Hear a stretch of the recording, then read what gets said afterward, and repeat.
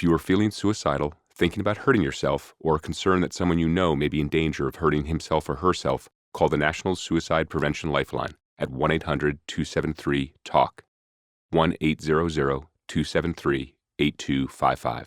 It is available 24 hours a day, 7 days a week, and is staffed by certified crisis response professionals. Astonishing Legends would like to thank Squarespace, The Great Courses Plus, Best Fiends, Feels, our contributors at patreon.com, and you, our listeners, for making tonight's show possible. It's time to wrap our series on the baffling disappearance of Frederick Valentich, and in doing so, we'll dive deeply down the rabbit hole of possibilities. Our guest, Melbourne lifelong resident Christopher Tyler, returns as we discuss and debate the startling amount of corroborating eyewitness sightings from the very day and nearly the same time that the record conveys Valentich's last known position. We were surprised by the number of UFO or UAP sightings included in the official accident investigation.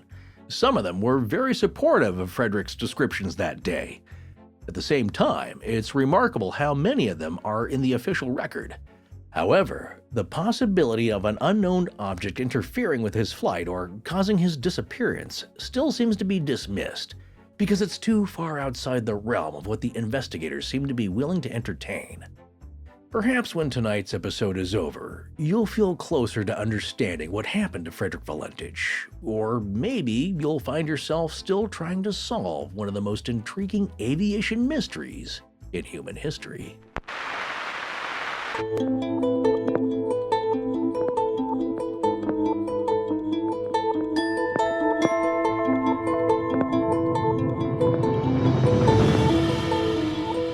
Welcome back to Astonishing Legends. I'm Scott Philbrook, and this is Forrest Burgess. I am prepared to swear on oath or submit myself to any lie detector test to substantiate this, my statement.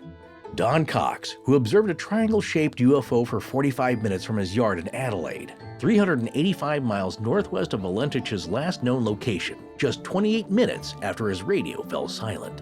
Join us tonight for the final part of our series on the legendary disappearance of Frederick Valentich. And we're back. Boy howdy, and in this story, like 95% of the legends we cover had so much more to it than one would think. Well, yeah, that's always a sign that it's a good story, but also that either people just dismissed it outright or too soon, or they didn't have the information like we were able to dig up from that accident report. So I don't blame them, but yeah, there's a lot more layers to this. Well, before we get back into it tonight, we have some very exciting news this week, and we've been waiting to share this for a while, so bear with us a sec. Believe it or not, we're trying to keep this section of our show shorter, but we have a schedule change coming up here that you need to hear about. Well, Astonishing Legends is over 6 years old now, if you can believe that, and tonight's episode is our 201st, or as I like to call it, our 201. I like it. Make I like any sense? Look, I know we 201. didn't make a big deal out of episode 200. Seriously, folks, we did think about what are we going to do to celebrate. This is a big milestone for us. Certainly, shows that produce more regularly than we do hit that milestone and then start at the same time we did. Hit that milestone maybe a year ago. I don't know if the math works out. Yeah, I'm not sure. I feel like aside from Jim Harold, who makes a show every 5 minutes, I'm not sure who's nipping at our heels here. But. And he's got 7 different shows going on at once. No, my hat's off to them, and we both feel that way. We're in awe of the people that produce a show every week without fail, except for maybe a few holidays. But for us, we hit our 100th episode, and we decided, well, how are we going to celebrate that? Well, let's get the Astonishing Research Corps together and our longtime friends who've been helping us out from the beginning and call it Archipalooza, and we'll share their stories, and it's a good celebration. It was really interesting to hear from people that we know and their freaky stories. But that was almost 3 years ago when that 3 happened. years. Yeah. And 100 episodes. So when it came to this, we weren't sure what we were going to do. But as the episodes fell, or the chips fell, it turns out that episode 200 fell within a series. And it's mind-boggling, really. We're closing in on 80 million downloads now, which honestly we can't believe. The point is we're so lucky to have you guys listening. And for a while now, we've wanted to find a way to introduce more dynamic content. Oh, so you're using business buzzwords here, I see, that Tess taught us. Wait, we got to lean into it, man. We got to lean in. All right, you want me to lean into it? Here goes.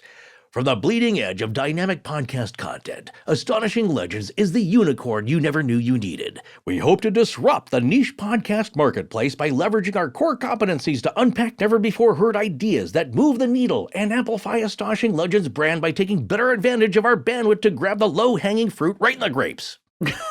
Okay.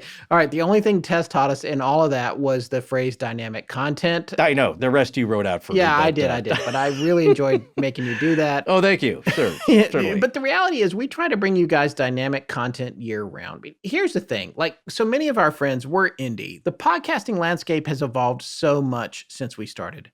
Major players are getting into it now, throwing millions of dollars at shows and concepts and consolidating networks around them with colossal marketing budgets. We don't have all that. We're still really just 2 full-time, 3 part-time people, and dozens of volunteer researchers trying to churn out a good show while hoping to improve and evolve it without making any unsavory changes or mistakes along the way.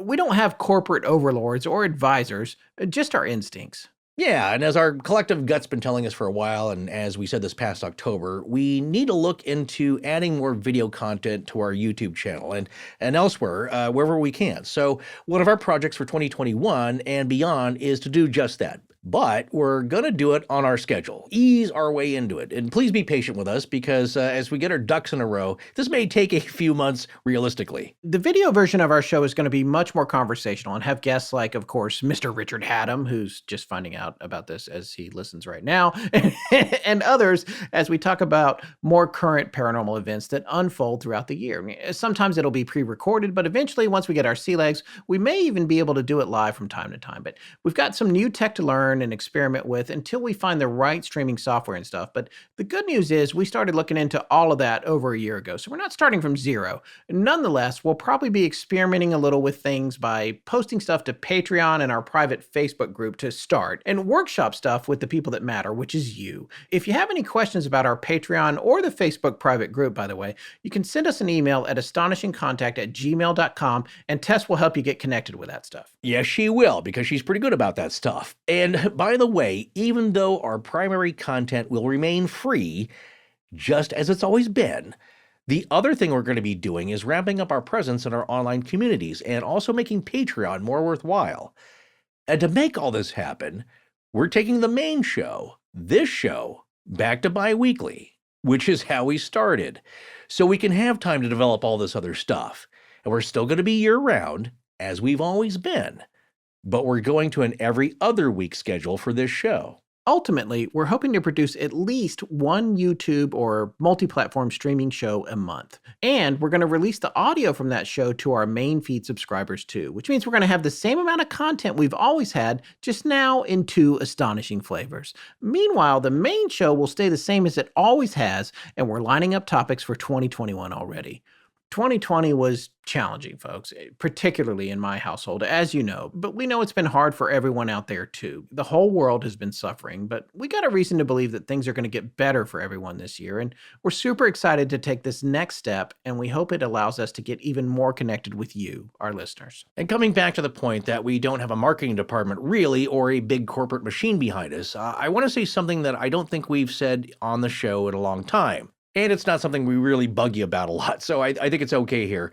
Here it is. Please tell your friends about us and leave ratings and reviews whenever you can. And spread the word, because even in the podcast world, word of mouth is still king. So every one of you listening to us right now came to the show by word of mouth. And that one ad we did last year in Fangoria. I don't know if anyone saw that ad or started listening because of it. I did. It was pretty we had cool. fun making it, yeah. That's true. Well, when we used to ask people to tell their friends about us, we had to throw in a statement about teaching people what a podcast even was or how to get to it. Well, not so much anymore. All you have to say is check out Astonishing Legends and, tell them it's a podcast. The reality is we need to keep growing in listenership to stay afloat in the sea of content being churned out these days. We're an indie show and you're a grassroots audience. It's a symbiotic relationship, and we know that, and we are so grateful for it and your ongoing support of both the show and our sponsors. So thank you so much for that, and please continue to spread the word. We're super excited about this, and we hope you guys will be too. It's going to be a lot of fun. I hope you're right, because I'm holding you to that. Look, okay, back on point here. We're also dark the next 2 weeks as we start to pivot Boy, another business term there. Yes, pivot. We're pivoting. Jeez, stop it. Just stop it, okay? It's not Well, business. I learned it in all college right, basketball, one last time ACC here. basketball. You got to pivot. We're going to pivot into our 2021 schedule, but after tonight, we'll return on the weekend of February the 13th.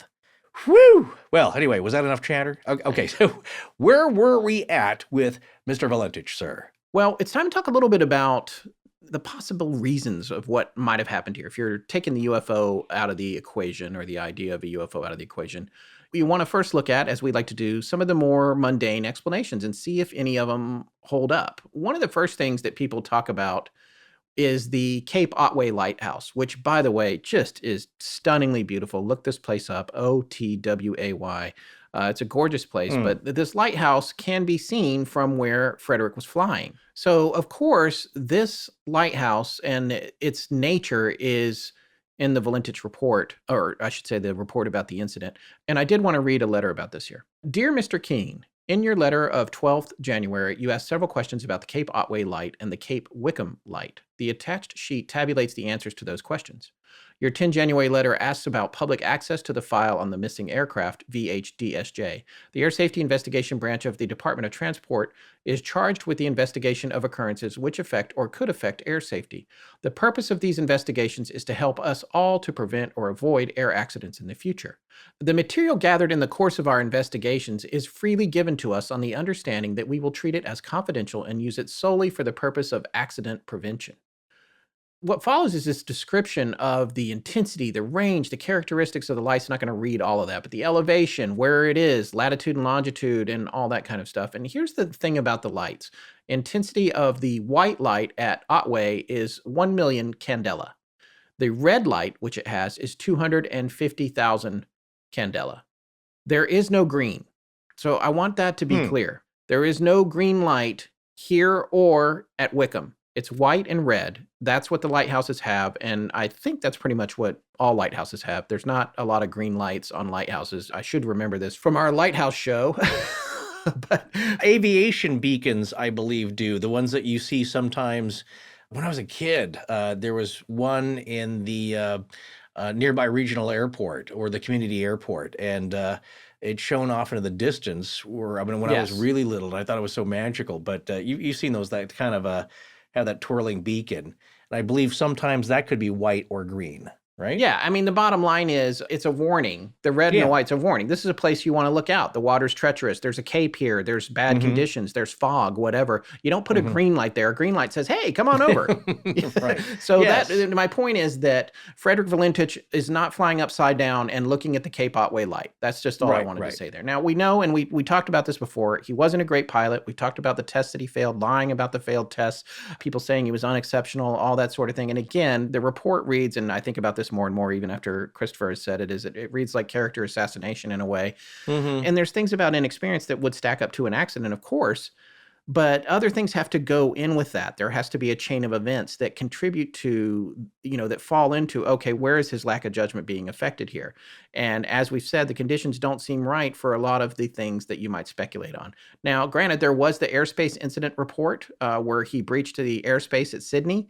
That is in the report about what he did, and he did get in trouble for that. And the whole radio call is in the report. It's like, what are you doing over here? You're not supposed to be over here. And he made a mistake, but it's one of those things where they told him to vacate the area, and he did. There was another incident of a passenger who rode in that aircraft. I guess his name was Peter Artis, and he contacted the investigators to let them know that flying as a passenger in VHDSJ a couple of months ago, the aircraft seemed to be a rough aircraft generally and had an oil leak in the governor, which resulted in a light film of oil on the windscreen. The sun shining on this film produced some very strange visual effects. So that's a guy that says, oh, it's oil on the windshield, and it makes things look weird. Maybe I can't discount that as contributing to whatever the issue is, because that is the kind of thing, and you read about a lot of times with this kind of accident, or again, we talk about the chain of events. There's usually like three things that come together to contribute to the catastrophic failure of some kind. And that's just across the board with engineering and navigation and all kinds of this. It's usually three little things that come together. So maybe if something else was going on, maybe if this oil was bleeding onto the windshield, that would contribute to his inability to identify what was there. However, oil on the windshield could also contribute to his inability to clearly see the UFO. I'm just saying. Pish posh, I say. Yes, Now pish here's posh. oh come on. This plane was being rented by other pilots. It was Yes. in constant use, constant maintenance. It may have had that problem, but you would think that other pilots would say, "Hey, Yes. yeah, this thing gets enough oil in the windshield that it looks like I've taken a bunch of LSD." You would think Right. that it was so bad to really make you start mistaking lights in the sky for various craft and harassment thereof. It would be a problem with all pilots. Now, if he threw a rod and now there's oil spraying up on the windshield enough that it's more significant than it usually is, he would report that. He would know what was going on. He Yeah. knew enough about aircraft maintenance. Certainly, all pilots do enough that you know when there's a problem. Well, yeah, and it's disconcerting. Oil on the Yeah, windshield's disconcerting. It's kind of the thing you land and you say, there's an issue, fix it. No one should take this up until it's fixed. I've seen oil on windshields spray up a little bit before, and with the sun shining through it, perhaps it's some rainbow pattern effects.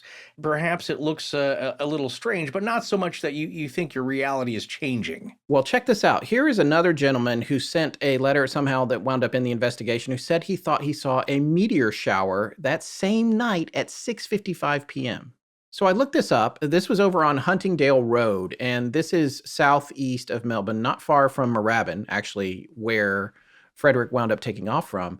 And this gentleman is driving from Mount Waverly. It's a very populated area, but he saw something very high in the sky to the south, which would be either most likely out over Apollo Bay, which is what Melbourne is situated on, or the Bass Strait, depending on the distance.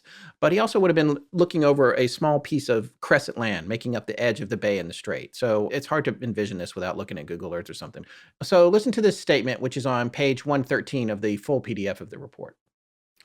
Mr. Farr stated that he was a responsible person, an officer in the RAAF Reserve, and he did not wish to create the opinion that he was a nut. That's how it starts.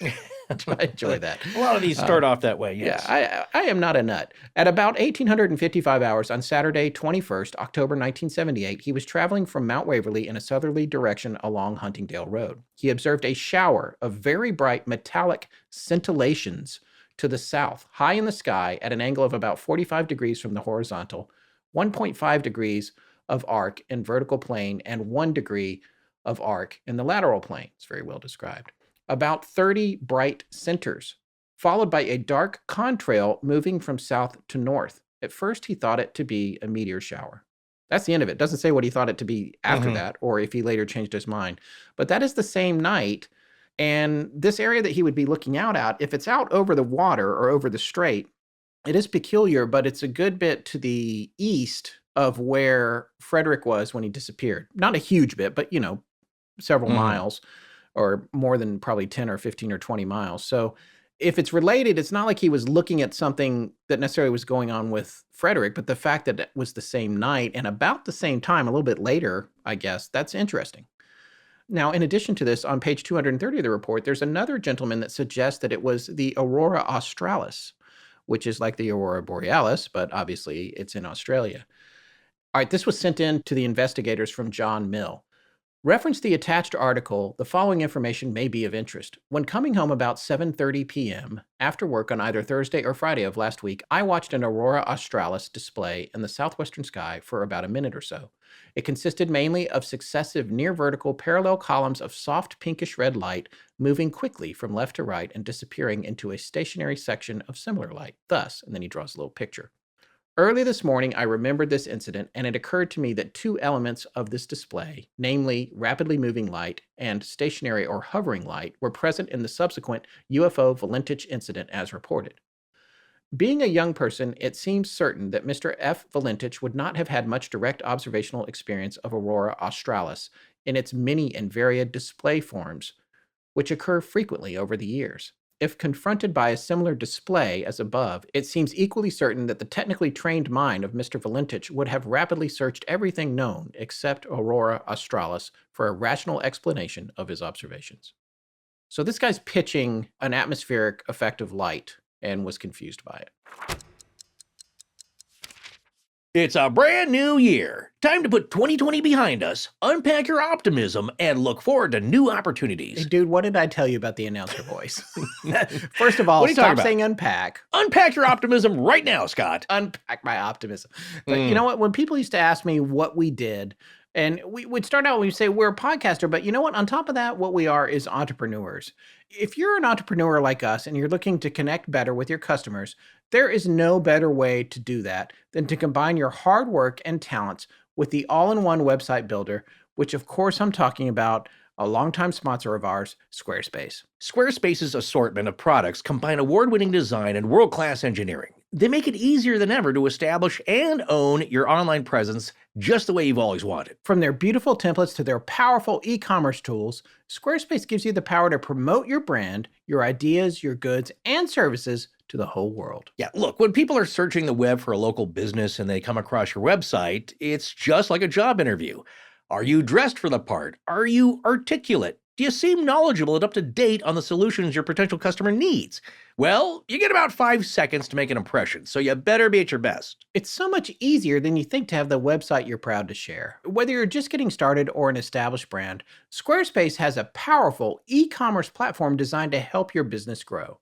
Sell unlimited products and services online with no transaction fees and effortlessly manage your inventory, orders, and customers. And I gotta say, the analytics are amazing. You really get to see what is working, what isn't working, and ways to improve the user's experience. And that means a lot in this world. So, if you're waiting for a one-stop service to fulfill all your online needs, total world-class site design, the ability to customize and update on the fly with just a few clicks, all that and ready for mobile devices without another step, check out squarespace.com/legends for a free trial. And when you're ready to launch, use the offer code LEGENDS to save 10% off your first purchase of a website or domain. Again, that's squarespace.com/legends. Forrest and Scott, thank you for supporting their sponsors. I'm Max Kreitzer. Now, back to the show. Let's go back to what Mr. Valentich actually says himself, which is transcribed, in that it is not a light display. It is 4 bright white, at first, what he thinks are landing lights on a craft, which is the first question he asks. Is there any other aircraft in the area, possibly military? And he gets the answer, no. Then he reports, it's long, it's shiny metallic, it's shining a green light at me. It's circling above me. This is not the description of a light display. I don't agree. care how dazzling it is. And that's what happens with these short form explanations. But we go through them. We touch on these mundane ones. So sure. Here's another one. We got an email from a retired gentleman in the U.S. Air Force whose name's Michael. And he actually has what seems to be legitimate experience in the military, police, and intelligence. He actually said in his email to us that his primary focus was intelligence operations. Now, I don't want to read the whole email, but he did speculate about something that we thought was pretty interesting with regard to the possibility of what Valentich may have encountered. In part of his email, he says, I obviously can't get into the details about classified information, but what I can say is that I served in an intelligence and risk management mission, surety note, in England, Japan, and Korea, and have a combat tour in Iraq. I can also say that there is zero guidance at the installation level for dealing with UFO in the ET sense. There's certainly a ton of stuff in place for interdicting aircraft and dealing with foreign entities that could land in a hypothetical situation, and how we would go about handling that situation. I haven't just served at an installation level and have been to a degree aware of national level operational plans, and man, I gotta say, there's no planning for a situation with an alien not of this world. If there had been, I feel as if I would have been aware of something like that to a degree. The amount of time that goes into planning and practicing responses to something as silly as a drone enthusiast flying a drone too close is baffling. If there was a credible threat not of this world, there would be, to a degree, planning that simply would not go unnoticed, given the amount of time spent preparing and discussing situations like the one I just mentioned to larger national level threats. Hell, we even practiced responses to national disasters, but not once ever for something from out of this world. So the point he's making here is that if the government thought that these threats were legitimate, there'd be a plan of action in place for the what if of it. And he's saying there isn't one at all anywhere, and he hasn't encountered them in his experience, and he's obviously sharing this information on a subclassified Yeah, level. yeah. So this is a statement at which he's saying, look, if they're out there, why don't we know what to do if they show up? He continues, I do not have any inside information concerning the episode I referenced in the subject, meaning Mr. Valentich. But if someone had a gun to my head, I would bet everything I had it was a special access program originating from a foreign country. Maybe early drone testing of some sort. Let's say Fiji, for example, had these super sweet new unmanned aerial vehicles they wanted to fly near some civilian aircraft to see if they would be noticed, and testing of that sort. And for some reason, it impacted the aircraft, and now a foreign nation's secret whatever just killed a foreign national. That's a pretty good damn reason for aliens. Am I right, guys? It was aliens. So he's saying that they might have responded that way and said that it's a cover-up because something politically went sideways. And this sounds like something he's speculating on because it's a scenario that he's encountered or witnessed in the past in some other situation, as opposed to being made up. Like these things happen kind of thing. I don't know. I do think of all the mundane explanations we've gotten, that one is the most intriguing. The idea that, a military operation got sideways, regardless of where it came from, or there's some other reason that we can't be talking about this. We've experienced this sort of intrigue around the Bet Sphere, for example. What is that? Should these other countries are trying to come get it? Was there some sort of situation? I do want to say respectfully, Michael, thank you for sending in the email. That is an interesting perspective that I feel it has a lot more validity than the ones put forth by the professional skeptics on the Wikipedia page about this incident. Yeah. Well, I'll give you that. Now I'm really curious to know, though, what are these other incidents he might be alluding to where a foreign national was killed in some incident? And of course, they want to deal with it not through the press or this and that, but it's behind closed doors and very carefully worded press releases, if any, or essentially a bit of a cover-up. Now, where's John Le Carre when we need it? In this case, however, well, it's one of the things that makes this case so intriguing is that we have a live description of what was going on combined with a disappearance mystery. Okay, so we have a description of what was happening with this.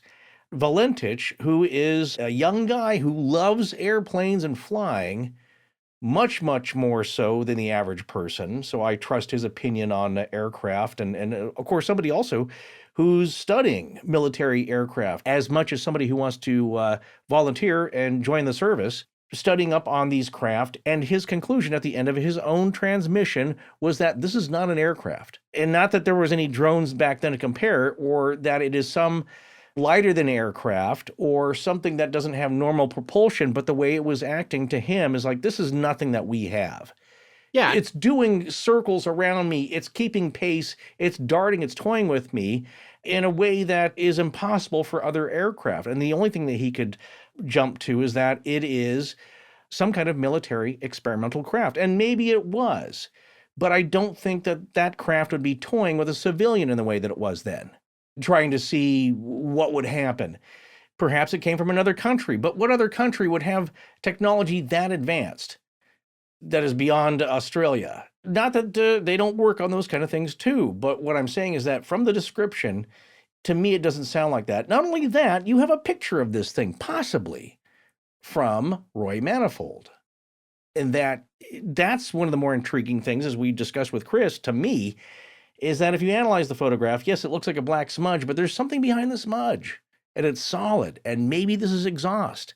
We don't know what it is that's cloaking it, but when you see it in the photograph, it's a smudge. He didn't notice it with the naked eye. There's something going on there. And so you have another piece of the puzzle that you can fit in that I believe is, it is indeed connected. Is that something that is another technology that some other foreign nation is working on that they were buzzing Valentich with to see how he'd react? And unfortunately, it conked out his plane and he crashed. All right. Well, before we get back to Chris, there is a few other explanations or plausible theories and sightings and things that corroborate what Valentich said happened that night. And we wanted to share some of these with you. They run across the spectrum in terms of time and geography, but a lot of them are really line up. So we're going to start first with the fact that Christopher pointed out that Mr. Roby, the flight services officer who was on the radio with Valentich when he disappeared, actually had another incident just a few days later. And this comes from an article by Mark Dunn in the Herald Sun. This is dated April 5th, 2014. We'll have a link to it. but I'm just going to read this little section from the article. Mr. Roby said he was working at air traffic control about 5 days later, and another light aircraft pilot radioed him during a navigational flight above East Sale and reported being passed 3 times by an intensely bright light traveling at jet speed, coming close enough to force him to land his aircraft. Quote, I jokingly said to the guy next to me, here we go again, end quote, Mr. Roby recalled. That's all it says in the article. There's no follow-up there, nothing else, no other details. It's just one paragraph of an article about Valentich, really. And it's these little incidents that add up, right, Forrest, when you're looking at stuff like this. You can't really put your finger on it. Well, nobody has a really clear photo of it. Nobody saw it. The wreckage wasn't found, and there wasn't, like, weird metal found with it. It's not that. What it is like 1,000 little things that are so insignificant that people don't really look at them beyond the, oh, wow, 3 bright lights. That guy had to land. Yeah. Nobody else saw it. Whatever. That happened to. This was 5 days after Valentich vanished. Yeah. And when you look at that and some of these other things and you add them all together, it does seem like maybe something's up, right? Well, if they're all mistaken, that's one thing. That's certainly a possibility, too, of course. If you had 1,000 reports, they could all be mistaken identification. You know, some could be outright lies, some could be just misidentification, some could be you saw something weird, but it's a totally natural atmospheric occurrence. But the likelihood of 1,000 reports all being wrong, and I'm not saying there's 1,000 here, but certainly maybe 100? There's if you a lot. total up everything going on, I mean, we're going to look at the number's not quite that high. Maybe it's 50. If they're all wrong, that's certainly a possibility, but how likely is it that all 50 are wrong? Well, when they're all that varied and detailed of strange things happening, now they all don't describe exactly what Frederich saw or was describing, but they're more in line with something that is not a mundane description of Aurora Australis. I hope that's how you pronounce that. Anyway, we don't have to deal with that up here, this hemisphere. What is now the likelihood that it is something that is not commonly mundane, that is so mundane it's just stars in the sky? Yeah. That if they did see something strange, it was beyond the ordinary. Okay, I'll go that far where it's like it's not something that common that they were seeing it all happening around the same time, all from different people. More than 5 accounts, and not just drunken college kids.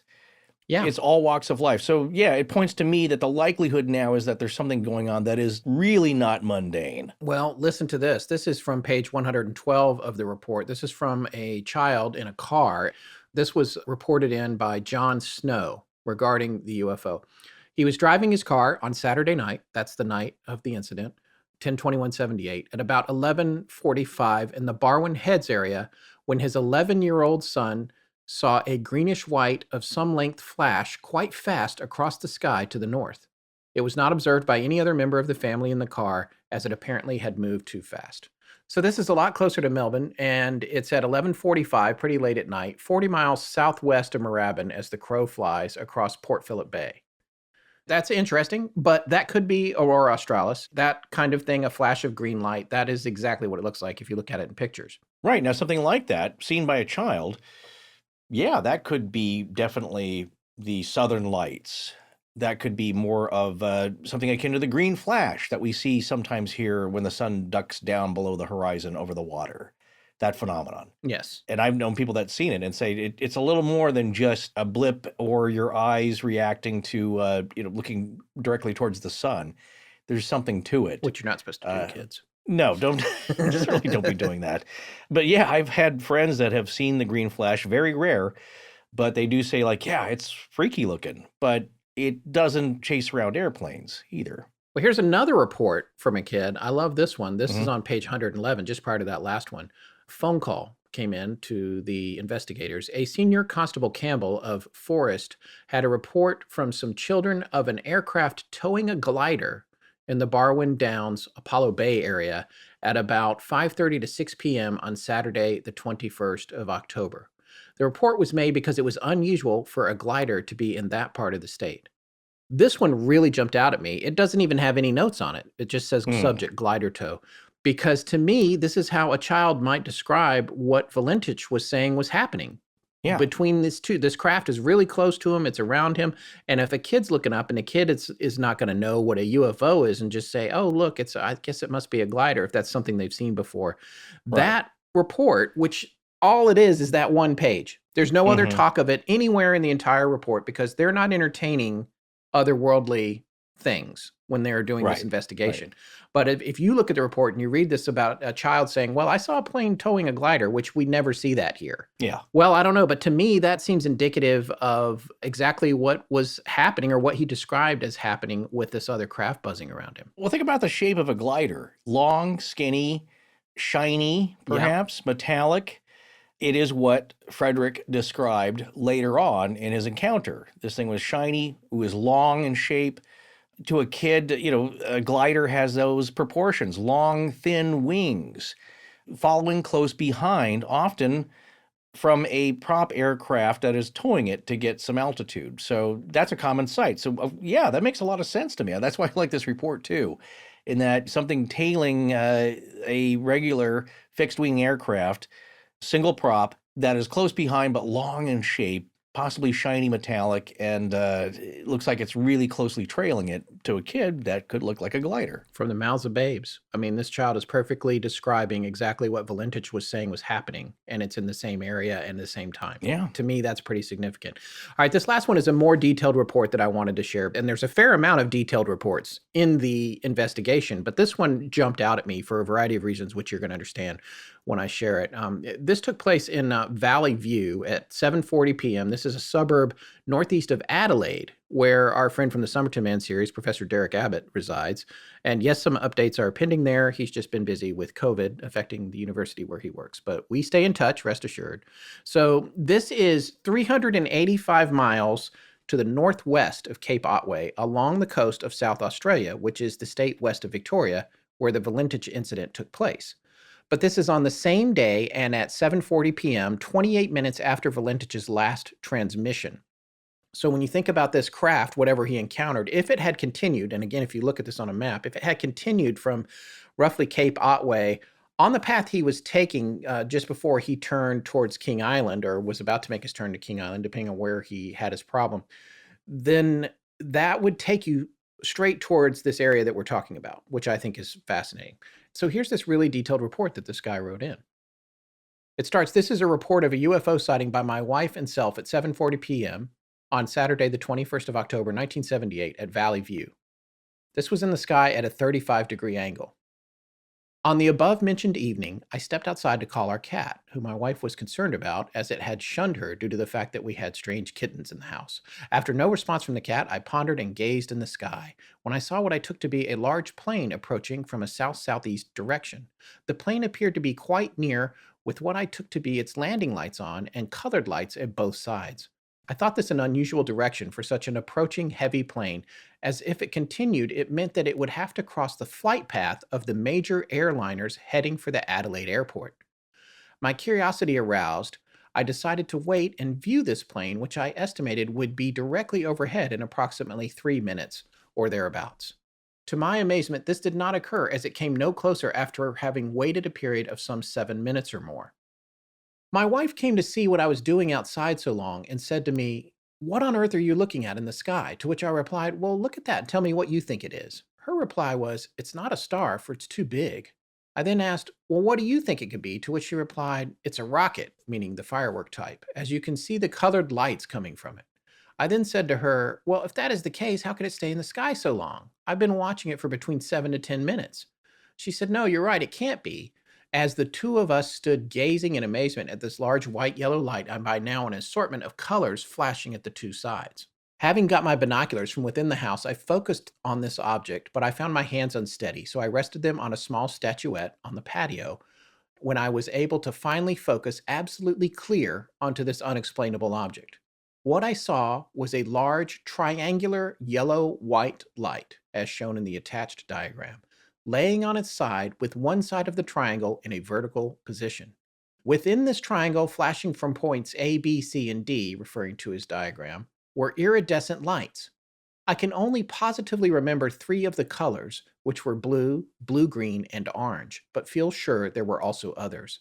My wife watched it for near enough 10 minutes, and myself for a total of roughly 45 minutes, before losing sight of it behind a large gum tree 2 gardens away. During the last stages of viewing this assortment of colors, it transformed into a V shape, still on its side, with the top half appearing to be the reflection of the lower portion, as one might view a boat sitting on the surface of the water.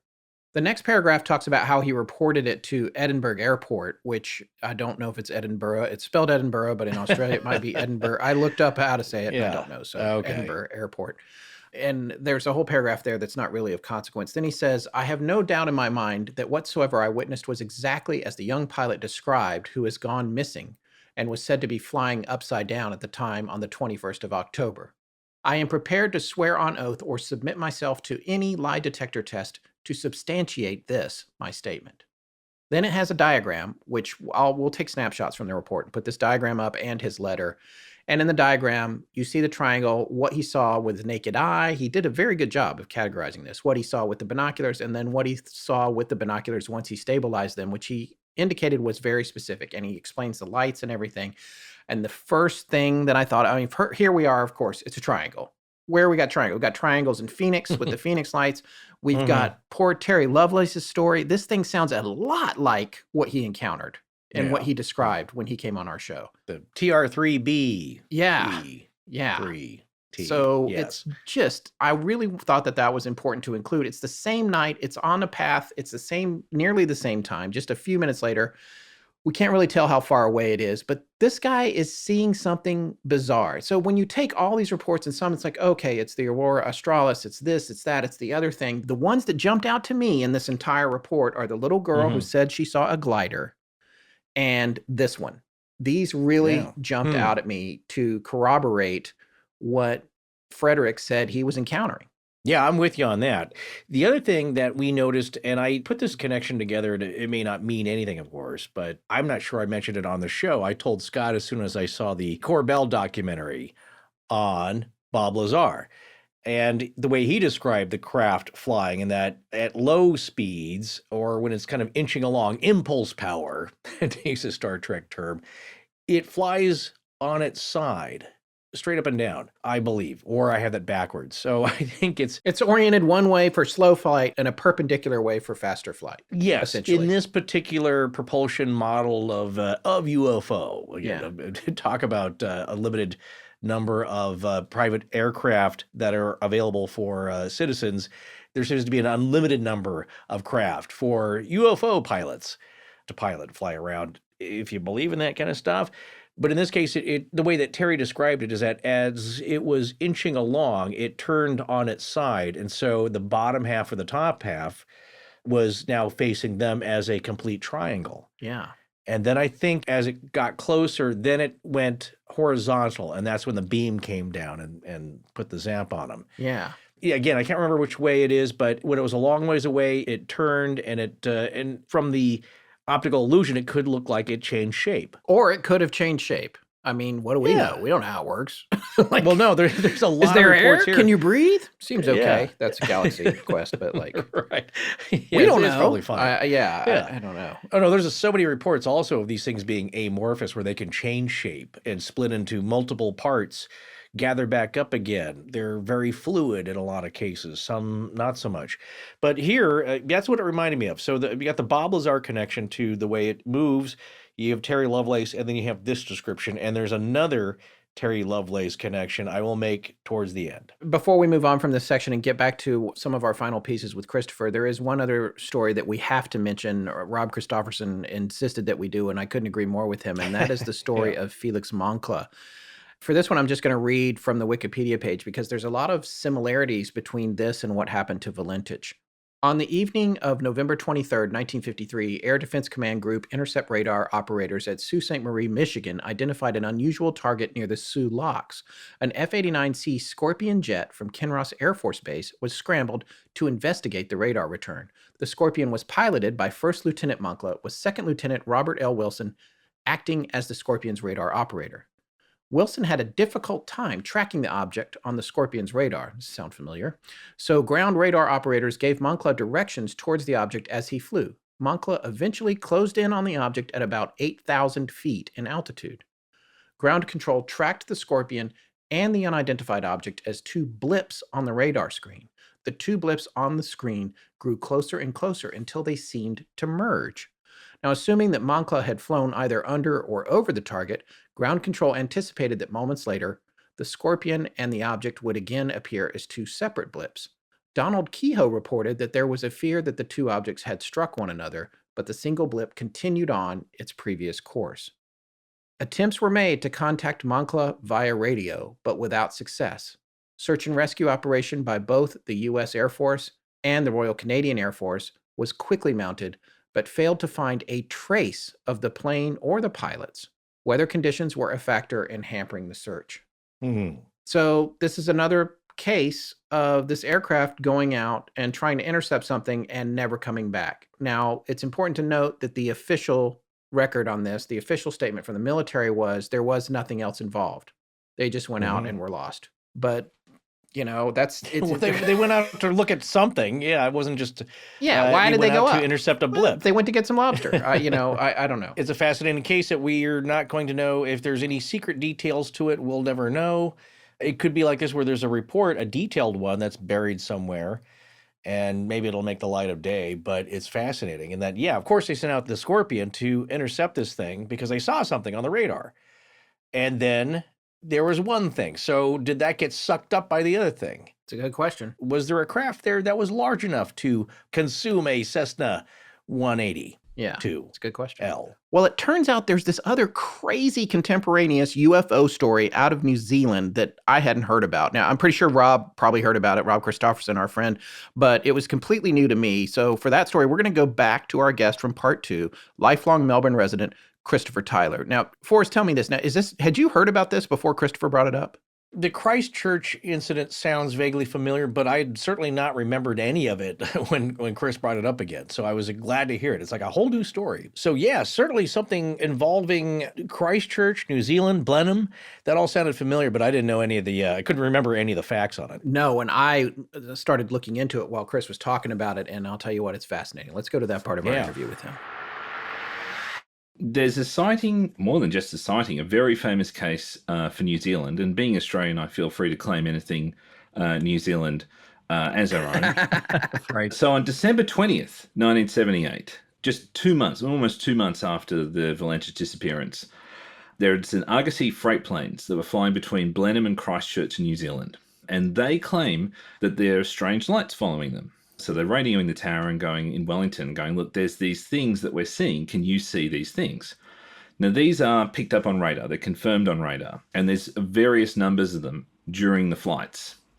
They have the radar tracks, they have the pilot testimony, and it becomes a famous case. These objects parallel track the planes for about 20 to 30 miles, while the pilots and crew of the planes could see these large glowing lights just tracking along with them at a distance of about a kilometre or maybe a little bit more.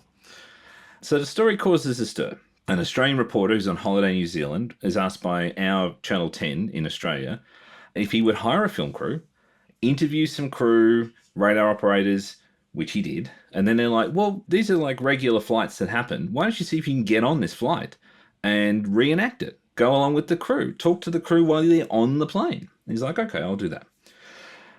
So December 30th and early morning of the 31st, the Argosy freight plane, delivering newspapers and various sundries, is flying from Blenheim to Christchurch with the crew and this guy called Quentin Fogarty. He's a very well-respected reporter in Australia. So Fogarty, in the flight, is doing a piece to camera while he's in the cargo hold. And the pilot's interrupting him, going, hey, you better stop that and get up here. And so they're over the Cook Strait. And the pilot's going, there's multiple lights now. There's lots of these lights outside in front of the plane. And these are confirmed once again by Wellington radar. The pilot's saying they're very, very bright with an orange light on top. Or sometimes they turn orange. When they land in Christchurch, the cameraman's like, I'm going to get some better film. I've just got some stock film. I'm going to go to a friend's place, grab some much better film, restock, come back, and we're going to see if we can capture them again. So Fogarty, on the tape of this flight, is describing this flight as frightening. There are now a whole formation of them. They're ducking, they're weaving, they're coming close, they're moving away, and they follow them almost all the way to Blenheim, and they are being tracked by radar the entire time. So every time the crew says there's another one, it appears on radar in Wellington. The crew are adamant that these are real three-dimensional objects that move in unexplainable ways. The 5 people on the plane are all in complete concord about what they're seeing. Fogarty said, between us and the coast, we could see the coast, we could see the sea, and when they flew down towards the water, we could see the reflection on the water. And when they moved up, we could see them between us and the coast. So you can actually see the UFO blocking out the coastline. Captain Bill Startup had 25 years of flying experience and had no idea what he was seeing. He just couldn't explain it. They were filmed. There is film. You can see this. This is on YouTube. It's pretty famous. Fogarty was told that he was a hoaxer and a forger, and he was distributing misinformation when he got back. He was so affected by the incident and the reaction to the incident that he was in hospital for a month with nervous exhaustion afterwards. Wow. Various explanations were proffered from Venus, again, our old favourite, squid boat lights, the lights of Wellington. One psychiatrist theorised that they'd lost their faith in God and was seeing angels. But no one involved, obviously, is good with these explanations. And the radar operator said it's nonsense. There's no way that they would be able to see these things doing 140 knots on the radar screen, confirming what was being seen. So the film is available. You can watch it on YouTube, as I said. And yeah, the thing that's interesting to me is this is not a million miles away from Bass Strait. It's only 2 months after the Valentich disappearance. And it is extremely well attested. And the behavior and the description is very similar to what Valentich describes. That's fascinating. A couple of quick questions here then. If you look at the differences in what Valentich describes as first 4 lights, very bright, then a green light emanating from it. That green light being confirmed by a family on the ground, it seems. Is seeing that kind of above a small aircraft, going down at a 45-degree angle. The other difference, though, that strikes me is that I was going to ask you this earlier. I asked Scott, and if this appeared to him in the accident report, the flight report, Valentich's object was not picked up on radar. No. Okay. But it may not have been possible to pick it up on radar from Moorabbin Airport. I see. So the difference being Christchurch, Blenheim, and Wellington are all kind of in a triangle where it's pretty easy to track those things. That's not a huge area across the Cook Strait. And Moorabbin Airport isn't the same as Wellington Airport. Moorabbin's very much an ancillary airport, and particularly was in 1978. It's only really for civilian and light aircraft. Nothing international flies into Moorabbin. And so when he's out, particularly down the Otways towards King Island, that's far outside the auspice of Moorabbin Airport. I see. Okay, so because the interesting thing to note here then is that in one case it could be picked up on radars. That's what you're saying about this Blenheim Christchurch light sighting, is that it was tracked on radar, correct? Absolutely. Yeah. I don't know if this is the same object or craft or phenomenon. Look, the commonality is they're unexplained lights behaving in a weird way. They're kind of buzzing the aircraft. They're coming close, they're moving away, they're sort of almost in a playful kind of fashion, which is, similar to what Valentich describes. There's certainly no green lights. There's no 4 lights as in like a landing light he described. But, I mean, that could have been 4 separate objects, I guess. I don't know. I'm now speculating. No. I apologize. Well, we're all speculating here, of course. But what I would say is all 3 of us having looked into different types of cases is that there's a lot of descriptions of sightings where the craft itself or the phenomenon itself changes shapes, mutates, lighting changes, mutates in a way. Yeah. And that that's not to say that this isn't the same object or operators behind this, is that it's just a different configuration of the visual array that they're seeing. So yeah, it's not to say that they're totally different and to say that, well, there you go. It doesn't connect Valentich. It may very well. I think for me, the connections are in distance and time. So we're only 2 months out. There's been a lot of UFO sightings in those 2 months. As we said, the radio operator in Melbourne, the control tower operator in Melbourne said there was another sighting 5 days after the Valentich disappearance. So we have a sort of continuance of sightings. And then just 2 months later, we have this huge sighting, really. Like, this is a big thing. And, as we know, New Zealand's not a huge amount away from Tasmania and Australia. To me, that's what connects them. They may not be connected. They might not be, but I think it's too interesting to leave out of the story. I didn't know about this story. I looked it up while you were talking about it, and I saw the clip, Quentin Fogarty's clip, the original one. I can't hear it with the audio because we're interviewing and talking. But the remarkable, stunning thing about it is that towards the end of it, they've selected a few frames of it where it shows this craft took a particularly crazy short course that on a single frame of film. Yeah, in a single frame that looks like an ampersand, basically, which is a hyper example of non-ballistic motion. What I love about this, and obviously we'll share this with our listeners so they can see it too, but what's fascinating about this is think of yourself as Valentich trying to describe this pattern of flight to a traffic controller, Yeah. Like, how do you even... That's why he's, it's orbiting, I'm orbiting, it's orbiting me. You can't describe... I mean, in this, the only reason we're able to describe this is because we freeze framed a single frame of film here. So how do you even describe that? Now, of course, there's obviously some motion that would be due to the camera being locked off and no image stabilization and all those other things. Yeah, and being on a plane. Yeah, and being on a plane, but still, it's clearly doing something that anything that is man-made could not possibly do. And the crew describe the motion of these objects. And they talk about them moving up and down and back and forth, all in a way that is, dare I say, reminiscent of a certain Tic Tac video that we're familiar with. Yeah. But so you have the film, you have the corroboration of the crew, you have the corroboration of the radar tracks.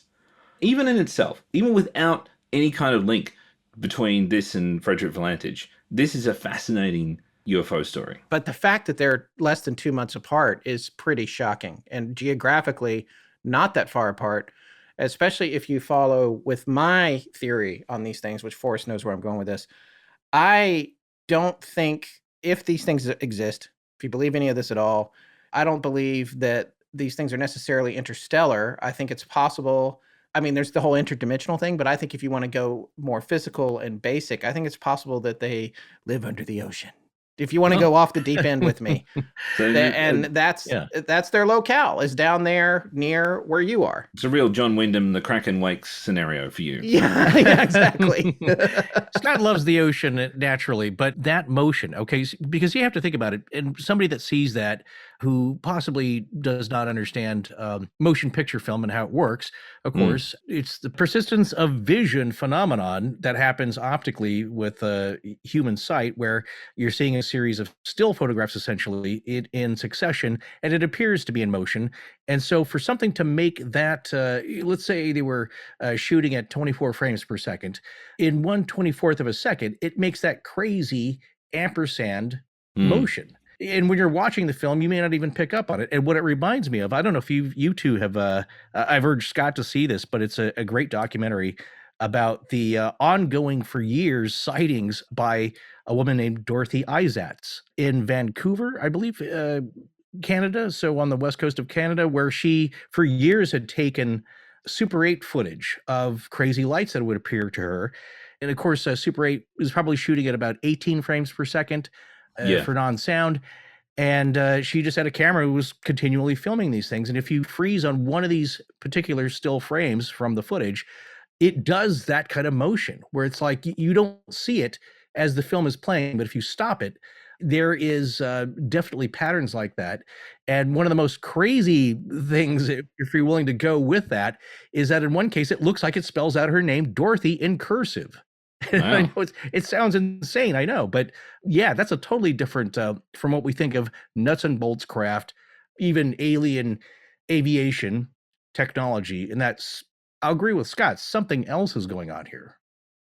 When you see it, in fact, even in the documentary, as they're interviewing her, there are lights unexplainable lights outside her window moving around, miles off in the horizon. So what we're talking about here is that there's something going on that may involve something solid with just unheard of properties that don't sound like anything that we would even imagine as a saucer shape with a glass dome and, three little green guys inside. It's something way off the charts here. And definitely the only connecting thing is that you have a radio communication on record, you have a photograph on record, you have numerous on-the-ground sightings by various people at different times, unconnected, all around the same time frame. And so there's a big red yarn connecting all this stuff, which is why, to me, it's one of the most fascinating cases ever of a UFO flapper incident. Yeah, I agree. And no, I'm not just saying that because I'm Australian. I want interesting things to happen. Sure, of course. When you think about it, we learn new stuff every day. Most of it's temporary and eventually useless. But learning with a purpose to better yourself is something that gets lost in the minutia of our day-to-day lives. It's so true. I mean, we're gifted with this amazing organ in our head, and we use it for new PIN numbers and carb counting. And I think there was a time in our history when the ability to learn with a purpose was a luxury. Just to own a book about astronomy or travel was a dream for many people. Well, now we have the Great Courses Plus, and the opportunities for you and your family to learn with a purpose, are endless. So there's no excuses. You know what? We promise you won't be disappointed. These are exciting, enthralling, fact-based courses that cover everything under the sun, including the sun itself and just about everything else out there in space. With the Great Courses Plus, you'll get to enjoy unlimited access and stream thousands of video and audio courses from the best of the best. Whether you want to take a deep dive into a subject or learn a little bit of everything, the Great Courses Plus has something for everyone. And the app is great too, so you can pretty much listen to lectures or watch videos on any device, anytime, anywhere. Yeah, you and I have really enjoyed this fascinating series about World War I. That's right. It's called The Forgotten War, the lasting legacy of World War I. And some of the stories and events, the heroism, it just makes you think. Yeah, an important war that kind of gets overshadowed by all the movies and books and TV shows about World War II, but no less important an event in history and certainly just as dramatic as World War II, that's for sure. Yeah, and my big takeaway from this series was just how much of this war was about strategy. It wasn't about machinery like it was in World War II. It was more about who had the best ideas in the field. Yeah, this course is pretty amazing because it's really just one lecture, but it's a collection of 4 esteemed professors with varying areas of expertise in history, all commenting on the touchstone of World War I. Like, check out this fact. Did you know that the Nazi Party only got 2% of the vote in the German elections before the Great Depression? And how about this? Globally, over 40 million people died in World War I. 40 million. That is unreal. And another big takeaway from this was the idea of mechanized destruction in World War I. The mobilization and logistics of it all was mind-boggling. But you're right about this particular lecture, Forrest. It's like a medley of information from the most informed minds in academia. And I gotta tell you, watching the World War I footage they've compiled is a sobering experience. I actually hadn't seen this course until the Great Courses Plus asked us to talk about it, but I was absolutely enthralled. How often do you think about the 20 years of peace between World War I and World War II? How fascinating is that bit of time in global history? Honestly, if we didn't have the show to work on, I'd be watching this stuff for hours and hours every day.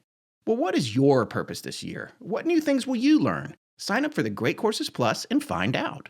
Right now, our listeners can get this exclusive offer, a free trial, plus get $30 off when you sign up for an annual plan. Comes out to just $10 a month. But this limited time offer won't last long, and it's only available through our special URL, thegreatcoursesplus.com/legends. You don't want to pass this up, so go now to thegreatcoursesplus.com/legends. Name some instant classics from your childhood. Oh, I gotta think about that. Well, I mean, think of TV shows or movies. A couple where I knew they were going to be instant classics as soon as I saw them. Star Wars, Thriller, Michael Jackson's Thriller, of course. Well, yeah, obviously. Anything MJ in that era was an instant classic. And like Star Wars, when there's a good story and great visuals to go with interesting characters, whether zombies or Jedi, you know it's going to be a hit. And you know what other entertainment fits that bill? I have this sneaking suspicion you're going to say Best Fiends. Well, I don't have to because you just did, but you're right. Best Fiends is an instant classic. It's got all the same elements. Great characters, really sharp visuals, and dramatic gameplay that'll always hold your interest. You're not going to get any argument out of me on that. And people of all ages love it. It's one of those things you just got to try once and you're hooked. It really is that fun. The characters are cute and the puzzle play is engaging, clever, and action-packed. Yeah, and for those of you who haven't played Best Fiends yet, it's the top-rated mobile puzzle adventure that has its own world full of lovable characters, and like Scott said, and literally thousands of levels, with more content getting added all the time. You're never going to run out of challenging thrills. Plus, they always have fun seasonal events. Like, I'm kind of sad Fiendmas is over, with all the fun holiday versions of the Fiends, like Eleanor Claus and North Polian. See, North Polian, see, instead of Napoleon or Napoleon. You get it? Yeah, no, I get it. I played the last President of Fiendmas event too, but not to worry. It's actually over 5,000 levels, and there are always new events. Like, we can all get excited about the new Winter of Words or the sledding race day challenges. So just like we're saying, we'll never get bored with Best Fiends because there's always something new and fun to get into. Exactly. And with over 100 million downloads, this 5-star rated mobile puzzle game is a must-play. And you don't need the internet, so you can play it anytime and anywhere. It's your perfect weapon against all this standing in line boredom baloney. You too can download Best Fiends free today on the Apple App Store or Google Play. That's friends without the R, Best Fiends. I'm Kevin Jokella, and you're listening to Astonishing Legends, number 6 in the top 20 podcasts in the afterlife. Let's get back to the show. All right, we're getting down close to the end here where we want to talk about our theories and conclusions. But before we do that, we did want to talk to Chris a little bit about it, what his ideas were about why Valentich might have chosen to take his own life or abscond with the plane, or what other reasons, because those are the other theories that have been put forward. He made this all up. It's a hoax. And it's interesting to hear about it from somebody's point of view who actually lives in the area. And I mean, it did strike me, especially as the report that we're talking about basically eviscerates his character. It doesn't come to a firm conclusion that he was misleading or he committed suicide or anything in particular, but it does kind of go, this guy was a liar, this guy wasn't reliable, this guy was not, someone, he was a UFO believer and therefore this, and I just wonder, he clearly wanted to be a pilot. And, when it talks about how he failed his exams, I wonder that he didn't tell anyone he failed because he didn't want them to say, okay, well, it's time to do something else. Because if he said to his girlfriend or his father or his mentor, okay, I failed these commercial pilot's exams, they might have gone, all right, well, it's time to just give up on that dream. And he clearly wasn't ready to give up on that dream. Right. And I wonder how many people have lied about passing an exam or like getting into the army or getting a job when they're 20 years old, and it's totally fine because they don't disappear. Right. Right. And their families question them or laugh about it 20 years later. I remember that time when you said you'd passed that exam and you didn't. Yeah, I don't know. I used to work with very long-term unemployed. And I was in what we call a job service agency, which is kind of like where you go to get assistance getting a job. And I was a coach there. These guys walked in like complete Telstra linesman uniforms. So like a national telephone provider is called Telstra. And it's like basically they're ready to go out and work on telephone lines. And there's 5 guys wandering in. And I'm like, oh, is there something wrong with the phones? And like the person next to me is like, oh, no, that's the linesman. I'm like, oh, who are they? He's like, well, they lost their job 5 months ago. They haven't told anyone. They still get to dress and go to work as if they were going to work. They haven't told their families. They're just here looking for other work. And hopefully they won't need to tell their families. That's their idea. Right. Wow. Because the shame of that and the disapproval they might face. And these are adults. I mean, when you're 20, everything that happens to you is the worst thing that's ever happened to you. Right. Or the most important thing that's ever happened to you. Right. Sure. And he doesn't strike me as suicidal or mad or manipulative. I think there's just some things we daren't tell others and we lie because we feel the truth isn't good enough. I could be wrong, but that's how I feel about it. No, I agree with you about that. I kind of came to the same point of view, although... And I guess you're right. It's interesting what you said about the report eviscerating his character, because I thought it was not that hard on him as much as I thought it was objective. But now that you're saying that in hindsight, I think you are right. It is more, I mean, it's hard to know what the personalities of the 5 investigators were like. They wanted to get to the bottom of it, accident prevention, all that sort of thing. and be clinical about it. But, there's going to be preconception to whatever they bring into it and confirmation bias with regard to the investigation. Certain ones will probably be looking for certain things. I guess my takeaway was, it didn't make him out to be, there was all these remarks about how he was unexceptional or average and not super driven. And low IQ. Yeah. I didn't see low IQ, but like, I guess that's the implication. Yeah. Because all his grades weren't great and he was failing all these tests. But, I've had friends in life that have similar backgrounds who went on to do great things. And I guess that's what I thought about. And I admired his determination with lying about the tests. Yeah. I mean, there's a lot of reasons. It's, it's embarrassing, or it's like you said, it's pride, or you don't want to give up, or you don't want to admit it to yourself, or there's so many different things about it. I think, lying to your partner, your girlfriend that you're enamored with is a different thing from, and to the mentor who's trying to help you study. It's like, you don't want to let people down. And if you think you're going to come back and pass it later, you can say, oh yeah, well, actually the first time I didn't make it, but now I've really got it, or whatever. So I don't think it actually provides a lot of insight into what happened that day based on the other factors. That's, I think, my take. It doesn't sway me one way or the other. It's certainly not concrete evidence that this is a hoax. Yeah. It's just not. Yeah. It doesn't prove anything happened. Yeah. But it's not good, solid evidence going, oh, look at this guy. He's clearly not reliable. Right. I think that's the opposite of what we discover when we delve into his life. Right. What is your opinion as a local and somebody who looks into this kind of stuff? I mean, you've already said you don't know what happened, and I'm not sure that we do either, but do you lean a particular way, especially walking the fine line that you indicated that you like to walk between skepticism and belief? Where do you come down on this? I think that there are three possibilities in reality, and that is that he was lying, which I don't think he was, that he was suicidal or hoaxing, and then something terrible happened. I think no matter what happened, and no matter which way you go, something terrible happened to him. I don't think he was suicidal, and I don't think he was hoaxing. So I think something genuine happened to him. Now, I don't know what that was. He could have been mistaken with what happened, and he crashed. I think that's, in all likelihood, the most likely explanation, but it doesn't explain... There's no explanatory power to that. There's just no. It doesn't give you a whole picture there. Yeah, I genuinely don't know. But my inclination is to believe the case on its face, that he saw something weird, that he didn't understand, that made him anxious and agitated, and particularly after reading that transcript, that's definitely the sense I get.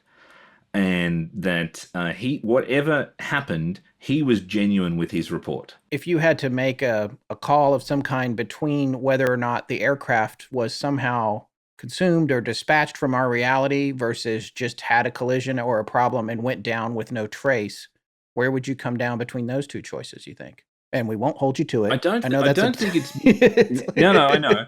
Leading the witness. Yeah. I don't think there's mutually exclusive things there. I think he can have seen something extraordinary that freaked him out, and then something happened to his plane, possibly because of what he saw, and that he crashed into the sea. And I think that's not unlikely. I mean, but look, there's part of me that wants to believe, or maybe doesn't want to believe, that something extraordinary happened to him, like truly extraordinary. And I think in this case, it's the most likely case we have that happened. I think it really, all the facts that we have, that we know, kind of feed into that. Chris Tyler, we want to thank you so much for coming on the show. We really appreciate you giving us your time and some local flavor on it. And no, thank you for having me. Yeah, it's just been a blast. And we hope if you want to come back sometime, I take it you're a podcast. You're no longer an active podcaster, is my understanding. I just don't have time for it because I'm actually doing a lot of voiceovers for universities as well. Oh, okay. So if you're currently doing a nursing course in Australia, you might recognize my voice. Well, there you go. So we could send our listeners, if they want more of you, we'll direct them to the nursing courses. Exactly. Yeah. Thanks again. We really appreciate you taking the time to come on the show. I'd love to come back if you've got something relevant. Absolutely. All right. So we'd like to thank Chris for coming on. We do have one little brief statement from him coming towards the very end of the show here. But also, we did want to mention we actually didn't use this part of the interview in the show, but he did back up the fact that the negative analysis, the manifold picture of the object on the beach, he did say that it went to the States for analysis and it didn't come back as having been doctored or anything like that. If you want to hear the full interview with him, that is more or less unedited, just cleaned up, just a straight full interview that we did with him, you'll be able to get that on Patreon very shortly without having us interrupting and doing all the stuff that we're doing here in the main feed. So just more of a naturally flowing conversation. Yes, a much more naturally flowing conversation. But hey, we're trying to keep it interesting. But it's time to get down to some of our final conclusions here and our thoughts. Forrest, you want to start out here? Well, one of the big breaking points for this case and for our story here and for UFO researchers and enthusiasts everywhere was the revelation in 2012 of what you were just referring to for most of this show, the 315 pages of accident report, right? Yes. So we owe that to Mr. Keith Basterfield. And there is an article that we referenced earlier from The Advertiser, which is the newspaper in Adelaide. And it's called Truth Was Out There After All. An accidental discovery sheds new light on the mysterious disappearance of a pilot in 1978, writes Miles Kemp. And Miles Kemp is the journalist who wrote the article here. So again, that's from July 6th, 2012, 11 p.m., I guess when they posted it, from The Advertiser. So just a few interesting points here towards the end of the article, which I think are worth mentioning here.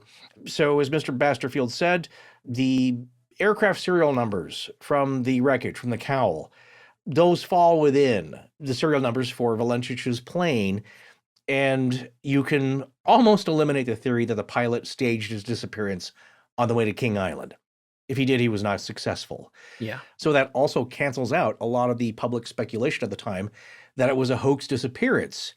Something else to note here is that in the 315 pages, there's really nothing that suggests it was a hoax disappearance. That's right. Something also to keep in mind. And Yeah, again, this is the official report here. So Basterfield also says, according to Miles Kemp's reporting here, that the transcripts and notes of the extensive interviews that were done from people who knew or related to Valentich, doctors, colleagues, the viewpoint of virtually everyone eliminates the possibility of suicide.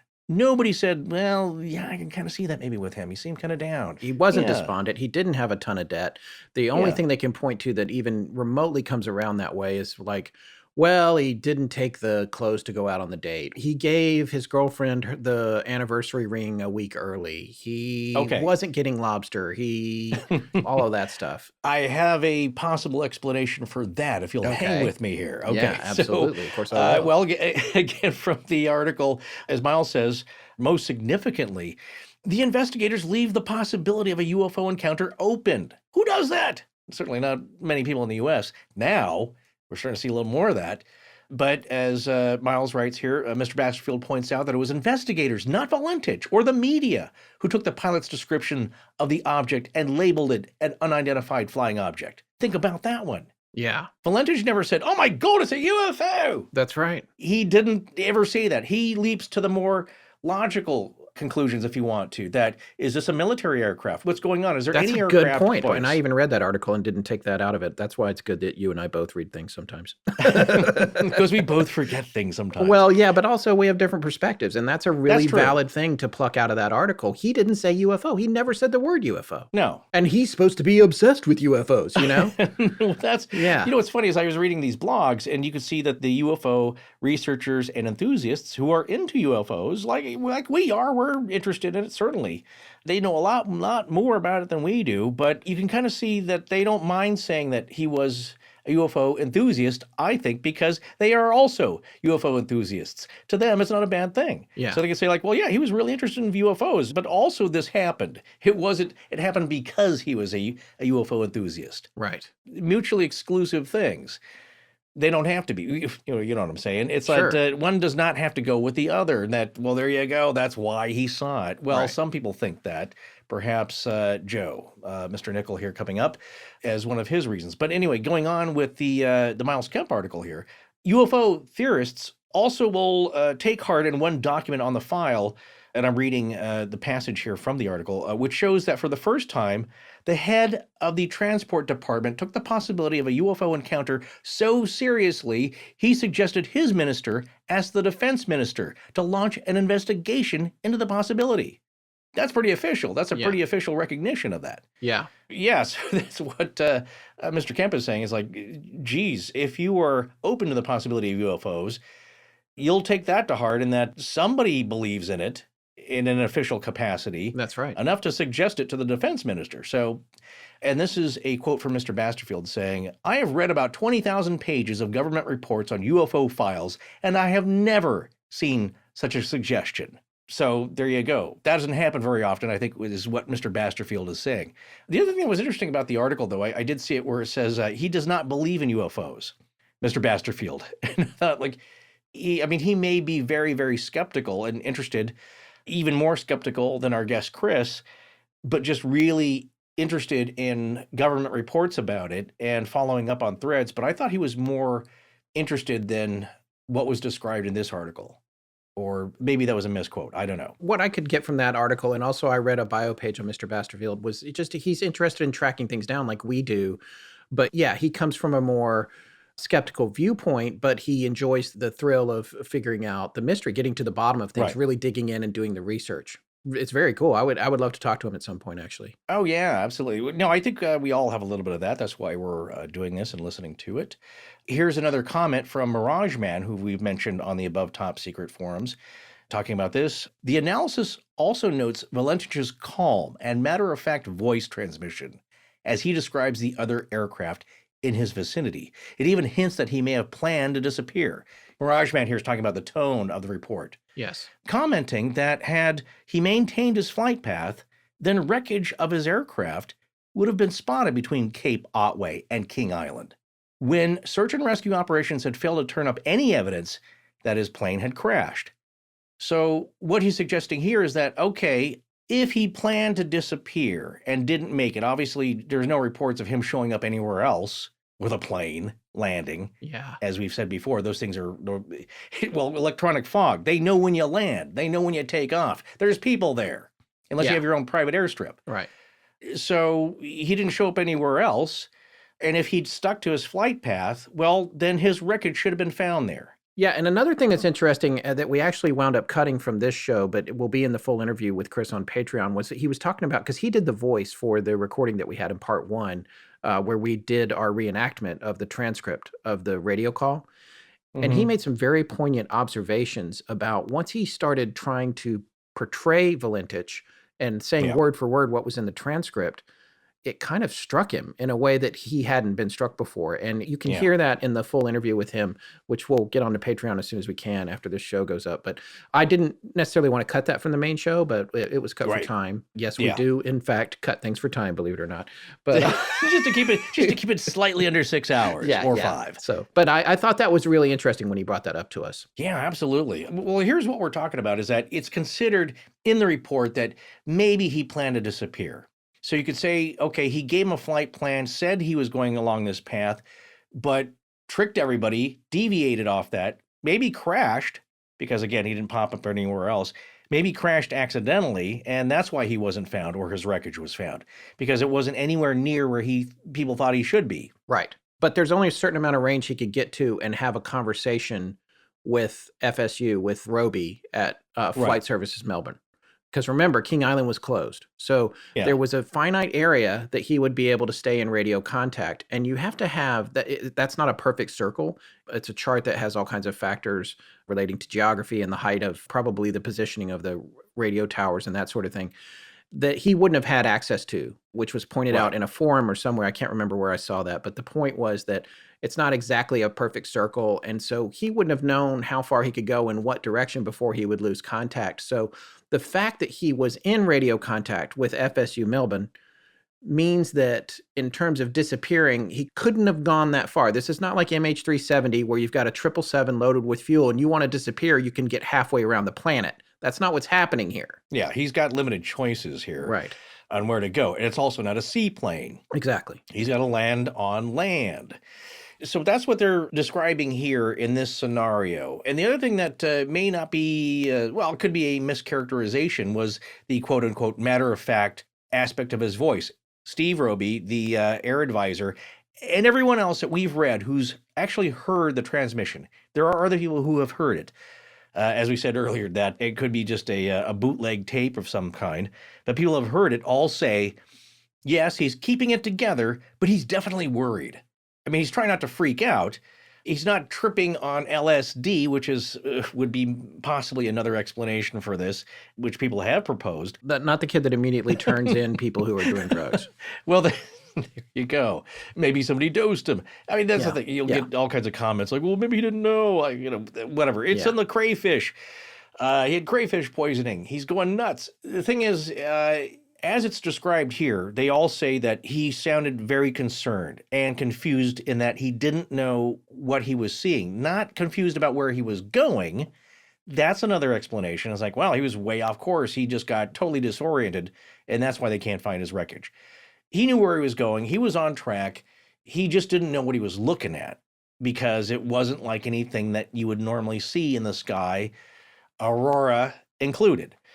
So, Scott, I think before you actually read the A, B, C, D, E to D conclusions from the official report, it's a good thing to keep in mind. This is a time when officials from aviation authorities in Australia were open to considering the possibility of a UFO interfering with Valentich's plane. So take it away. All right. So this is from page 110 of the PDF of the 315-page report, which is actually 319 pages because it has some additional images. And I want everyone to keep that in mind when I'm citing the page numbers throughout this, people that look at the transcript and all that. Remember that there's a 4-page variance between the actual PDF document of the report and the report itself. But on page 110 are the official plausible explanations based on this investigation that took years, by the way, and as you can tell from listening to our show, was very thorough. There is an A, B, C, D, and E. I'm actually going to read them backwards because it's a little bit more interesting, but there's also another reason for that here in a second. So. Yeah, it's more dramatic, but it also tells you their number one at the top, cream of the crop conclusion is the most dramatic one. The statement here, it's numbered 10 on multiple pages of report information. It's just a little summary at the very end. In the absence of any further concrete evidence, one can only suggest a number of hypotheses to explain this disappearance. Again, I'm starting at the bottom. Letter E. Crash elsewhere when attempting D, and the wreckage has not yet been discovered. D, successful landing elsewhere. Perhaps Valentich was not where he said he was, and he landed in a remote location, keeping in mind the radio coverage that I mentioned a few minutes ago. So they're saying maybe he tried to land it elsewhere and was successful and just never came back. Although after all these years, that's highly unlikely because somebody would have found the plane. It just doesn't seem likely. And then the other possibility being that he was trying to do that and he crashed. C, a controlled landing on the sea with the intention of escaping from the aircraft before it sank. This could have been successful or not successful. In either case, no wreckage would be found, and in the latter event, the body could still be in the aircraft. So the suggestion here is that if it was a controlled landing, the plane wouldn't have come apart necessarily, maybe not an oil slick, maybe nothing. It just lands and it sinks, and he goes down with the ship, and that's why they couldn't find anything. B, disorientation. At the place and time of the occurrence, this is a distinct possibility and even probability. On the other hand, it would have resulted in uncontrolled impact with the sea, and one would have expected wreckage to result. Again, I don't agree with them. I'm not a flight accident investigator. I don't think that the disorientation is as viable as they appear to think. Yeah. But I don't know why anyone would side with me over professional accident investigators. It just doesn't seem likely to me. I don't know why. Right. Having read the whole report top to bottom, I don't even know why they're saying that because they didn't really. No, I get it, but it's a. I mean, just based on his flight experience, likely. the 150 hours, maybe. That's I don't know. It's a possibility. How likely it is another matter. However, if he was disoriented and crashed, there would be most likely, in most every case, evidence of a crash. Right. Unless it was the controlled landing, item C. Right. And he delicately put it down on the water and then it peacefully sank with him inside of it. Well, flotsam. Yeah. There's no flotsam. There's an oil slick. But not in the controlled landing. There might not be. There might not be. Right. If he's planning, again, that goes to the take your own life scenario. Or he's trying to land controlled. Yeah. He has a life vest on, or maybe even a life try to raft. get out, but he didn't away. get out. Yes. And where's he going to go to start a new life? Yeah, well, he's going to float around in the water. That doesn't make sense. And here's the other thing. With 150 hours, he's going to land a plane with wheels on the water. He's going to try that? I don't know. Yeah. Anyway, so that brings us to A, the first thing that they listed. UFO intervention. The words UFO. UFO intervention. Keeping in mind what Forrest just said, even Valentich himself did not say the words UFO in his final transmission. So A, UFO intervention. No further comment apart from the observation that there were no sighting reports of a brightly illuminated craft large enough to take on board a Cessna 182. That's the whole sentence that follows that UFO intervention. Mm-hmm. Now, the reason I read these backwards is because they put A, that was the first thing they put, not that these are necessarily in order of likelihood. But so they put UFO intervention for A, disorientation for B, controlled landing on the sea for C, with the intention of escaping from the aircraft before it sank. D, successful landing elsewhere. E, crash while attempting D. In that order, the first thing they listed was UFO intervention.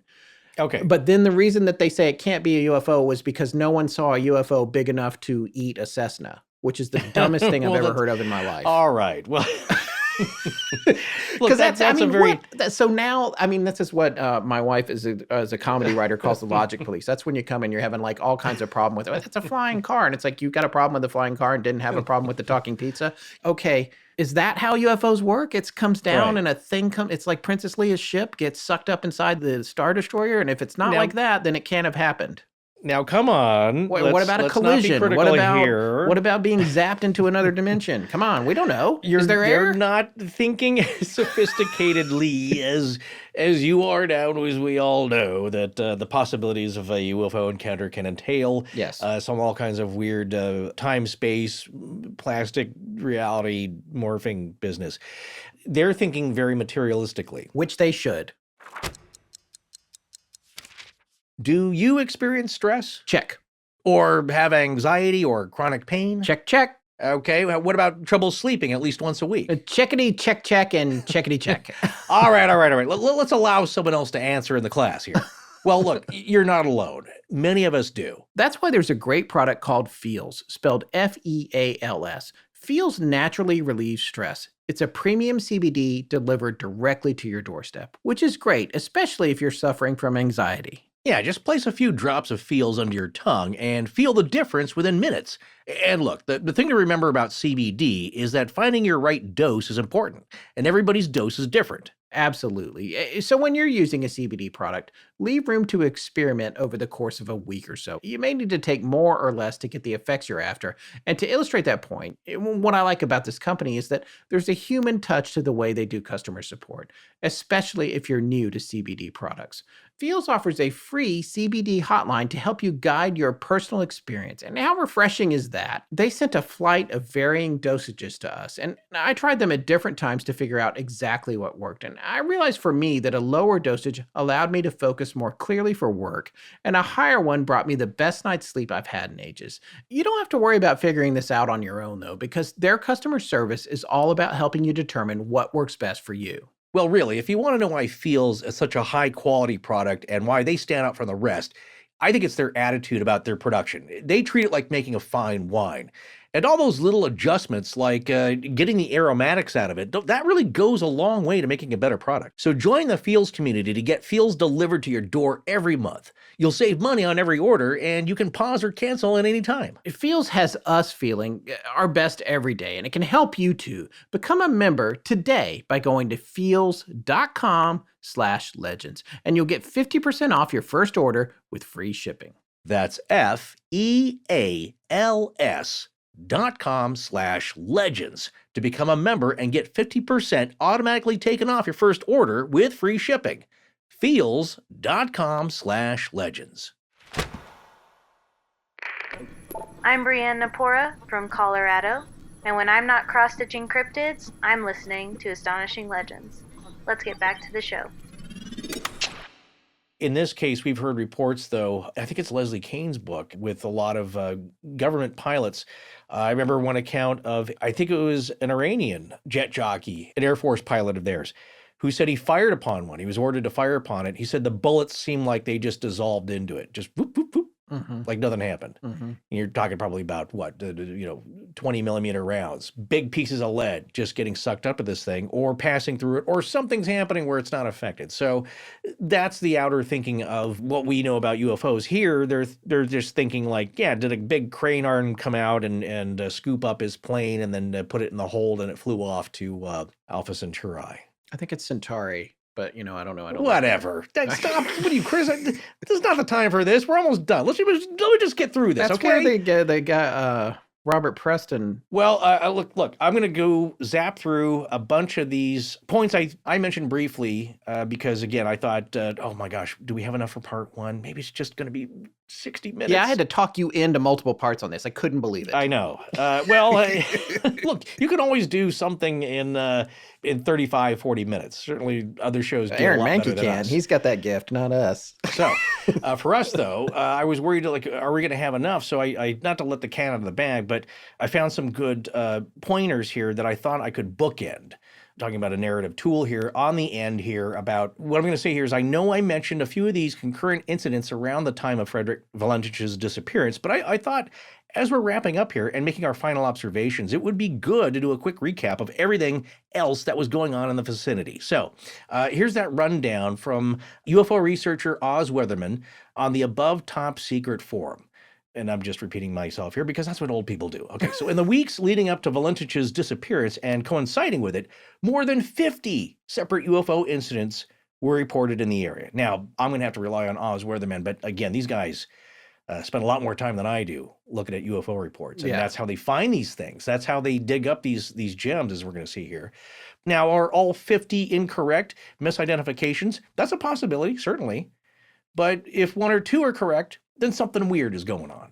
They don't all have to be true. One or two, or just one has to be true. That's right. So more than 50 separate accounts were reported. Some of the reports around the time of the disappearance and in the weeks following include, as I mentioned before, twin cigar-shaped objects that were seen over Victoria, moving west to east, changing color from silver to white. Several witnesses reported seeing this until this object disappeared behind the Cape Otway Hills. That's fascinating. Again, another disappearance behind the hills at Cape Otway. One witness actually photographed an object shooting up out of the water at tremendous speed near Cape Otway Lighthouse. Is this anything that you kind of connected to mentioning this? Yeah, no, I knew that you were going to, so I didn't. But okay. This is my thing. I'm telling you, folks, everybody's like, oh, there's no way for interstellar travel and all that stuff. Yeah, that's because they're coming out of the water, people. They're in the ocean. They don't need to fly across dimensions and millions and billions of miles. They're here. It coincides with my wacky theory of people talk about a hollow Earth. Like, how is that possible? Look, the Earth's got a molten nickel core. It's really hot down there. It's all solid. There's tectonic plate technology going on, all kinds of stuff happening. No place for big caverns. And I'm thinking like, well, what if we thought of below the Earth's crust, below the mantle, the middle inner Earth, as being another dimensional space? Let's not lose the plot here. Hey, come on. Hey, no, this goes in with the idea here that these things are shooting up out of the water because this thing that shot up out of the water, and I don't know about this photograph. It was mentioned. I don't know where it is. Yeah, I couldn't find what either. happened to it. Yeah. But this happened 21 minutes before Valentich first called in, reporting an object. Yeah. 21 minutes. That supposedly happened where this guy took this photo. So again, I know it's not around. You can't verify this, but it's interesting that there was a reporting of something popping out of the water. Yeah. There could be all kinds of things going on down there that we don't even know about. That's right. You wonder about Andros Island, the U.S. Navy having their experimental base there. That's you always think about all these submarines that are all over the world. One of the code of silence with submariners is extremely high. They don't talk about anything. And so if all these submarines that are down there, the intercontinental ballistic missile ones, and the Russians have them, everybody's got them. No one is talking, but they're out there. If their sonar has picked up some kind of strange signature or whatever, we're never going to hear about it. We don't know what's going on in the ocean. Right. And if all you need is a little doorway to fly in and out of, What are the odds we're going to find it? It's just, I mean, I know I'm obviously taking a big leap here and I'm being a little bit cheeky about it, but I think that there are many more cases of USOs becoming UFOs or UAPs, unidentified aerial phenomena, than people admit. And I think that when you look at the big picture here, not getting ahead of myself, but when you look at the big picture of this area, and particularly at this time period, a lot of stuff was happening both above and below the waterline. Absolutely. We just don't know. It's a whole other world, in some ways, quite literally, to us. My point is that the properties of being under the water, why not coincide with outer space and wherever you think these things are coming, and inner space and interdimensional space? It's all one thing. Here's a crazy, wild idea I heard about USOs and how they move around the time that James Cameron's movie came out. Remember that? Sure. The Abyss? Yeah, did you like it? Yeah, loved it. It was a side article, I think, maybe, put out there by the movie studios for publicity, but I was remembering some, I think, UFO researchers pondering how these things could move through the water, because, as you know, there are physical limits. Now, if you're underwater, for a USO to move, how a submarine moves, speaking of that, and that's what reminded me, is that, well, they have to displace water. They're pushing water around them using a propeller in the rear, or some kind of, was it the worm? Caterpillar Drive in Caterpillar October, Drive. yeah, which I think was fabricated, but who knows? Caterpillar Drive. Well, whatever it was, is that you have to displace the water around you. How a USO can move so fast is that they are basically embodying, it's really hard to explain, wherever they're moving to, they are not pushing the water around them. They are just occupying the space that the water occurs ahead of them. I'm not sure I can explain that any better. No, I don't think you can. We're going to have to come back to this. I wish Rich was here to ask you questions about that after he fell out of his chair laughing. As you move along, and imagine water. So like say if you wanted to move into the next room, instead of like you getting ahead of steam and you bursting through Kool-Aid Man style into the next room. Yeah. Right. You just now assume physical space, atoms, in the next room in your shape.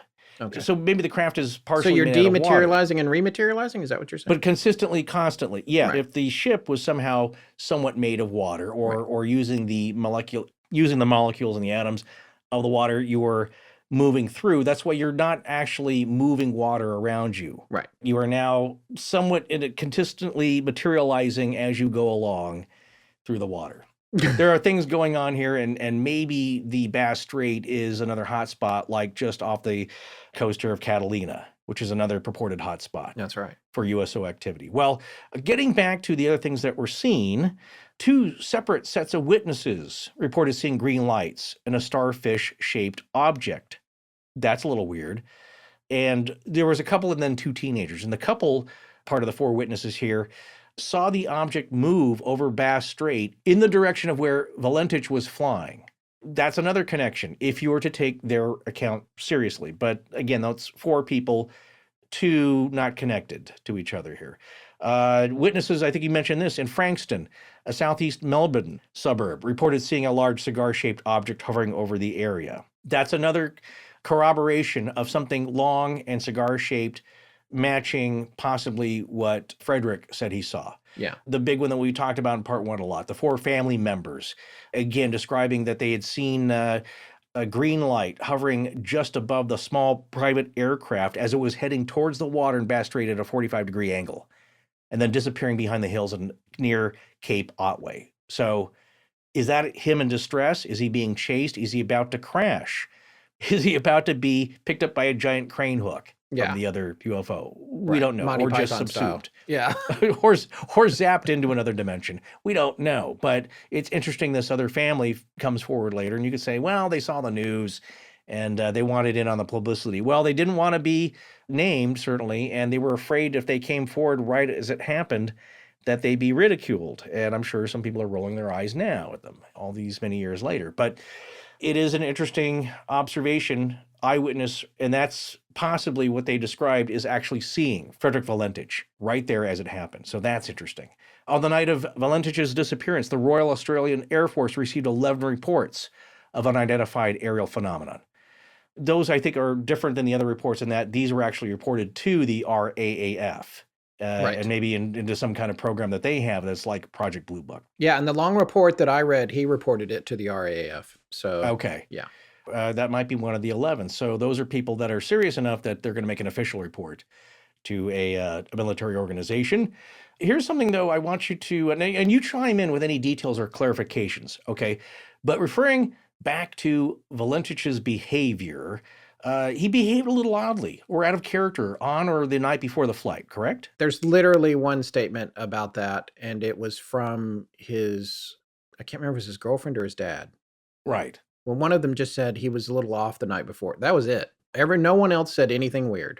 It was like one sentence, just to be I clear. remember that as being Yeah. the girlfriend saying. Yeah, he I was think a it was the little, girlfriend, Rhonda. Okay. Yeah. All right. So, well, there you go. Maybe there were certainly a few things that didn't make sense. Maybe with things like his reporting of the passengers. Okay. And so now we're looking at the odd things he did because those are puzzling and they need to be examined. His reporting of the passengers, which was not correct or mistaken or just a lie. But maybe more so with his plans to take out girlfriend Rhonda on a date and the time, 7:30. He said he'd be back. He could not possibly have kept that time. Yeah, that's the weird thing. But he could just be scatterbrained too. He could just be like, "Yeah, I'll be back. I'll be back Okay. at 7:30. I'm getting in the plane." Okay. You know. Here's a reason for that scatterbrainedness. Yeah. In thinking of the strange mindset that Terry Lovelace described having before he and his friend Toby's ill-fated camping trip, Oh yeah. not bringing enough food or water, warm clothing, forgetting a camera that he'd just gotten, that he was really excited to take pictures with, right? I believe he left that on the kitchen table. That's right. That's one of the purposes of going on this trip. I want to take photographs. Yeah. Simple things, like hot dogs and a can of beans. Like, what are we thinking? We don't have enough water. We'll have to get that later. These are really buttoned up guys. Now, they weren't experienced campers, but they're smart guys, okay? They're two first responders. Now, why was this so out of character for them? Could it be that there was some kind of psychic connection, destiny for Frederick Valentich and his own incident with the forces or entity associated with it? Yeah, and just quickly for folks that are following along at home, Forrest is making reference, and we have earlier in this episode, to episode 155 of our show. It's called Abduction at Devil's Den. It's the story of Terry Lovelace, who was U.S. Air Force and was abducted. And he told us what happened to him in that episode. So that's what we're referring to right there. People sometimes that have already been picked, you could say, for a future or upcoming encounter with a UFO, and I think a lot of experiencers and abductees might agree with this in that there are things that happen to you mentally that seem to predict this. Well, it's the mashed potatoes phase from Close Encounter, right? Well, he's yeah, like, you he's can- making, they're all making Devil's Tower. They don't know This why. No, I means know that's a something. movie. It's Yeah, fiction, right. but there is something that we see. I agree with you. We're seeing that in Yeah. a lot of stories that we covered where, this is a weird thing to say, but it's one of the things that we've learned about EVPs, at least with our DR60. Sometimes the answer comes before the question. And sometimes these people start to come apart a little bit before the thing that happens to them. Yes, so sometimes maybe there is some kind of connection that's jumbled in the timeline, from this timeline to whatever timeline and how time works on the other side. You are seeing and experiencing things that are lining up, or maybe it's a welcome message in a sense that as your destinies are lining up with this event, you're getting thrown off a little bit. And so he's not remembering certain things like Rhonda's date. He's got the lobster thing, the crayfish thing mixed up.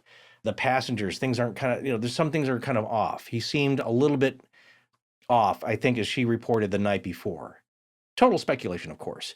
But I just made that connection to Terry forgetting simple things and not behaving completely normally for himself or Toby. Well, and then one of the last things here, which we found that was interesting, Scott, was that in looking at other similar incidents from just a few years, within a few years of the occurrence of the Valentich disappearance. Now, this is one just 2 years after, on June 28th, 1980. This is something that UFO researcher Carl 12 made a post about in the Above Top Secret forums here. What's even more remarkable about this incident is that there is a recording of the pilot's last radio transmission, which is available on YouTube. It's a little garbled And I think with the accents, it's a little hard to understand. We might, if Sarah can clean up a line here, maybe we'll get the most dramatic one in here. But this is a disappearance that happens in the Mona Channel in the Caribbean Ocean near Puerto Rico, June 28th, 1980. At 1810 or about 6:10 p.m. in the evening, Jose Antonio Maldonado Torres and his friend Jose Pagan Santos took off from Las Americas International Airport in Santo Domingo in the Dominican Republic in an Air Coupe aircraft marked N388H. So the aircraft was owned by Jose's father, and he was an Aero police officer in Puerto Rico. So they were going home to Puerto Rico. At 8:03 p.m., the Las Mesas radar site and several aircraft picked up radio transmissions from N388H. And this is a lot more serious. They are saying, Mayday, Mayday, Air Coupe 80800 Hotel. We can see a strange object in our course. We are lost. Mayday, Mayday.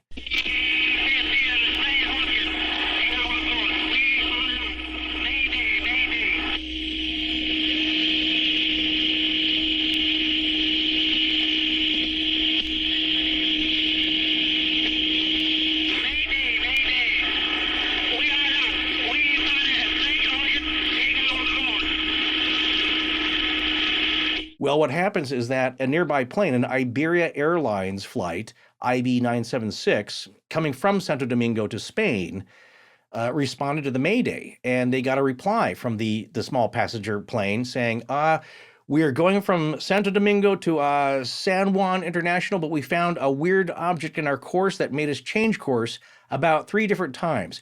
We got it right in front of us now at 1 o'clock. Our heading is 070 degrees. Our altitude is 1,600, 070 degrees. Our VORs got lost off frequency. VOR being the very high frequency VHF omnidirectional rangefinder on a plane.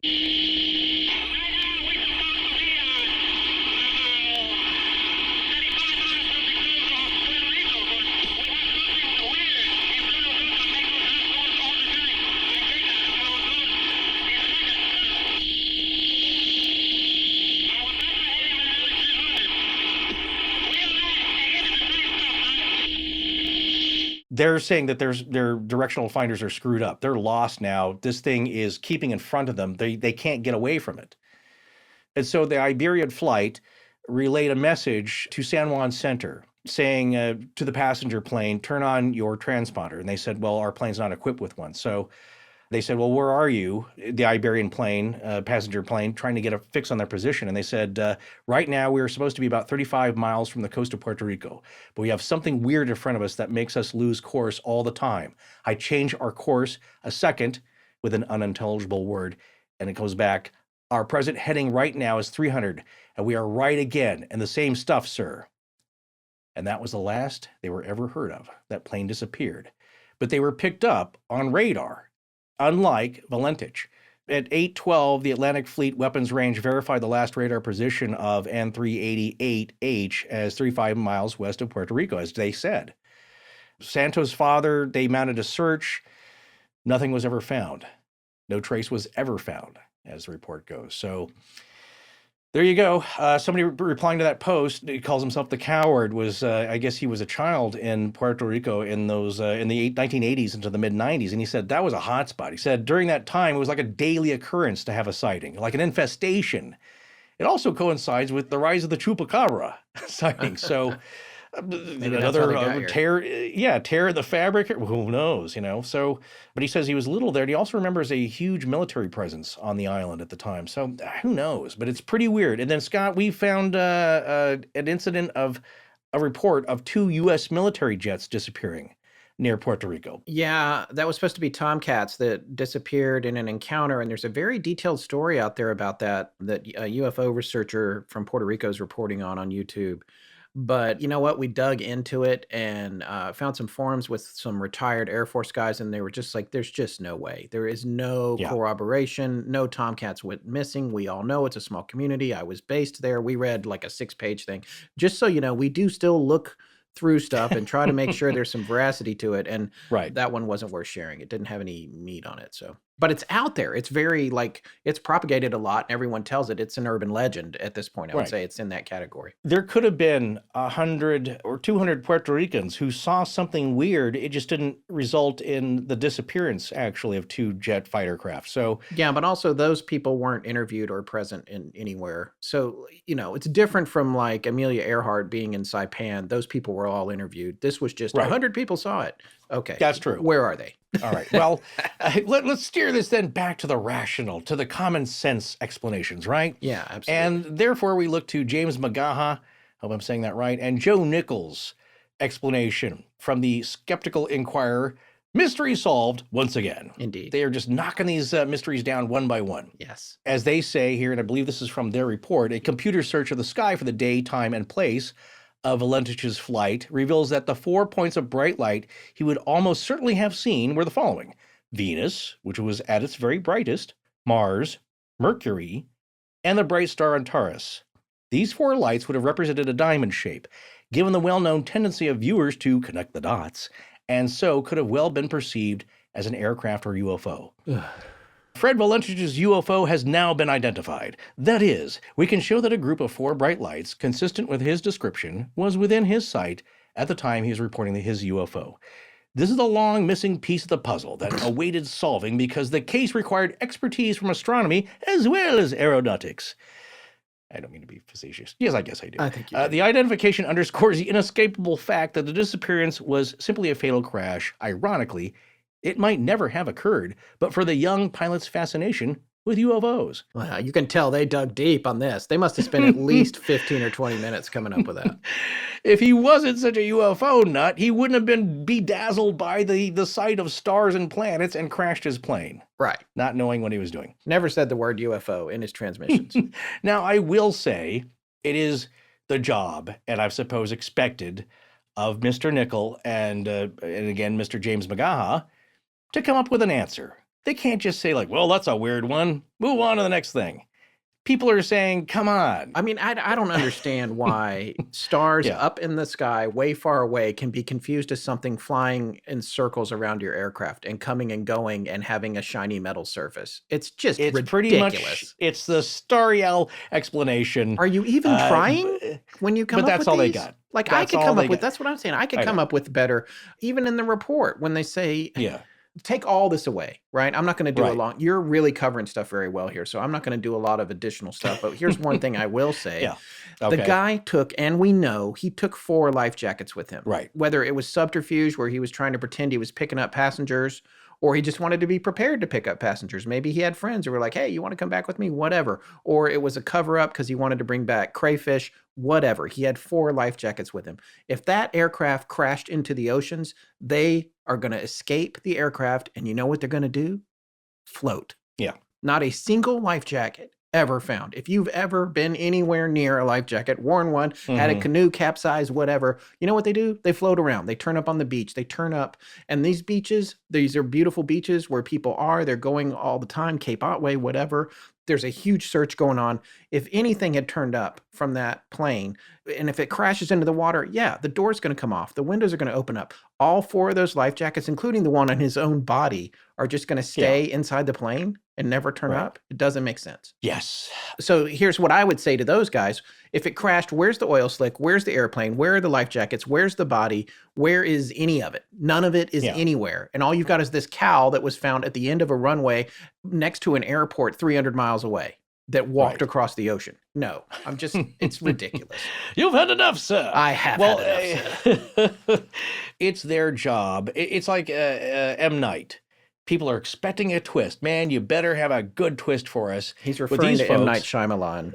Yeah, Shyamalan.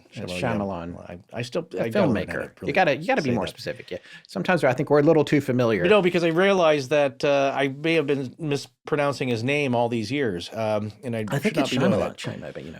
Yeah, there's other letters in there that I'm not pronouncing. So my point being is that, like with The Sixth Sense, there's a twist. All his movies now have to have a twist. These 2 gentlemen, Mr. Gaha and especially Joe Nickel, have to come up with a rational explanation. People are expecting it. You can't just walk away and say, I don't know, that sounds pretty magical. They can only go so far. So it's like with owls, with the goblins there in Kelly Hopkinsville. owls is the best and furthest thing that he can go to. I'm saying he can't say they're ghost owls. He can't say they're goblin owls. Right. He can't say there are mechanical owls, a la Clash of the Titans. He's got to say regular old owls. And then the other leap here, as you see with this explanation, is that people are really way off. People who kind of know their business, like these are people who live, they live on the land. They're farmers. They don't know what an owl looks like. Yeah, you're going to have to stretch that rubber band between those two ideas. Here, now it's like, okay, I got your owl, which is the 4 lights, really tiny lights, not even at night. And maybe possibly seen in the late afternoon before it gets dark. Maybe you could see them in the blue sky still. Yeah, they're not even taking into account that it wasn't quite dark yet. I know. They're not even talking about that. Between those two ideas, that this kid who's really been studying flying a lot, and as Chris said, he's got 150 hours. It's not a tremendous amount, but it's not nothing either. That this kid doesn't even know what the planets and the stars look like now. Suddenly he's baffled by them. He flies the plane upside down and crashes in the water because he wants to believe that they're UFOs. Yeah. Mr. Nichols here has to stretch that rubber band of belief to get to the next thumbtack here, which is that's what happened, case closed. Yeah. Not considering everything else, because you can't consider all this other stuff, because then you're in that camp of crazy town. So here we go. This is my last statement before we get to this last bit of really interesting media, you could say. Yes. In light of all these events and from what we've learned looking into this case, it's my estimation that the Frederick Valentich event was just one of many encounters with UFOs, or unknown aerial phenomena, if you like, that were going on in the region and in the decade. And I believe we're going to enter into another wave soon.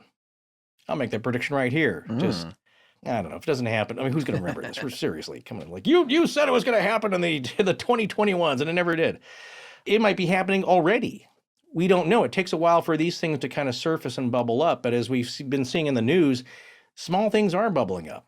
And we have so much media, these things don't stand out as much as they used to. So maybe there is a wave going on right now.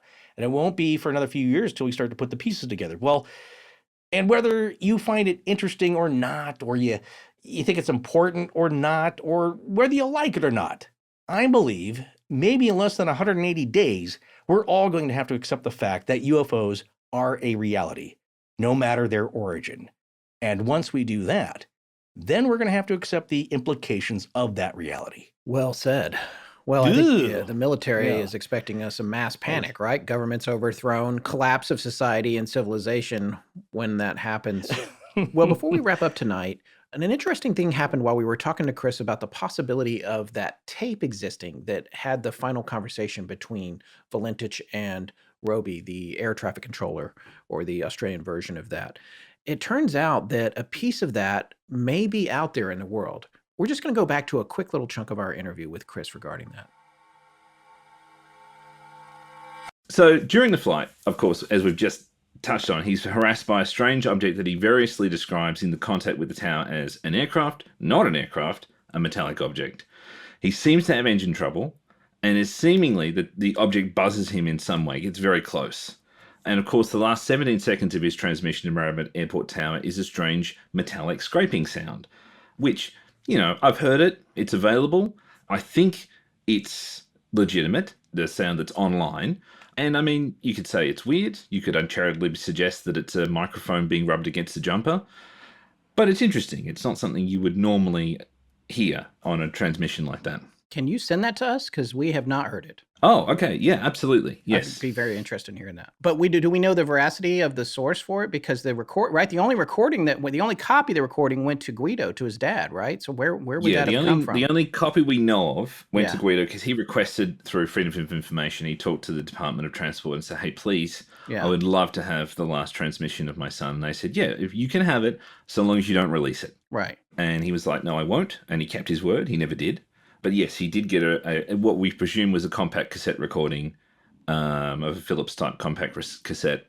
My understanding is that an insider of the Department of Transport copied this sound and gave it to a UFO researcher. Just the sound, not the record. Just not the sound, not the whole recording. Wow. Yeah. I just saw a clip of Stephen Roby, the air traffic advisor, who was in communication. And what's fun is that he's in the Unsolved Mysteries episode as a younger man. And then, of course, now a few decades later, you can see him talk about it. And what he describes is an electronic clicking sound.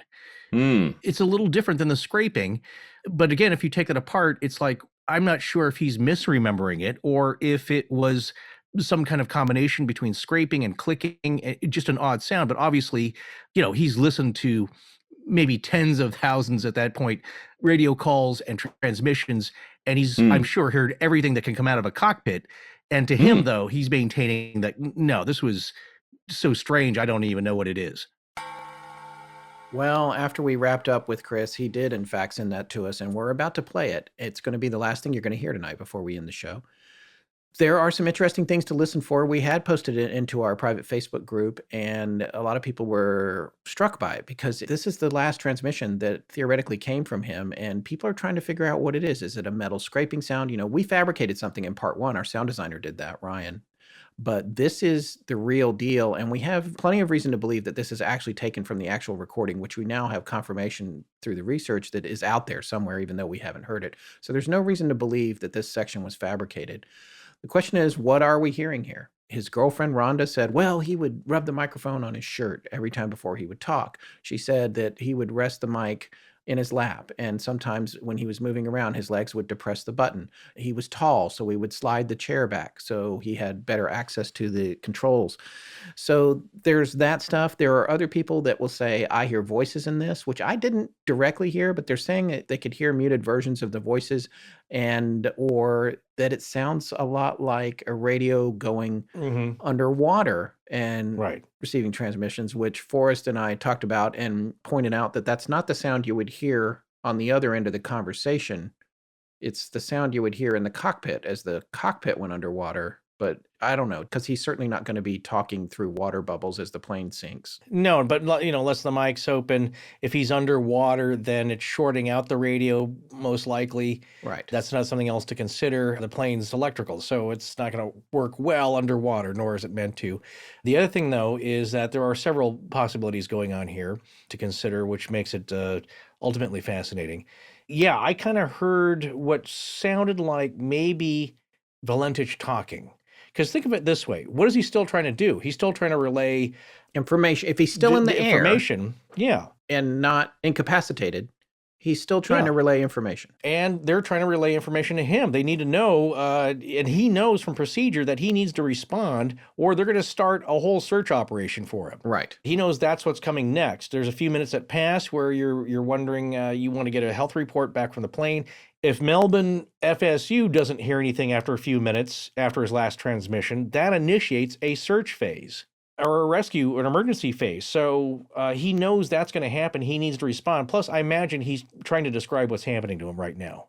Because what we've not heard yet, which we've heard in the Puerto Rican transmission, is Mayday, Mayday.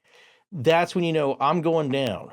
This is bad. You better send somebody. That's right. Not that, no, this is just kind of weird still. I'm trying to figure out what this is.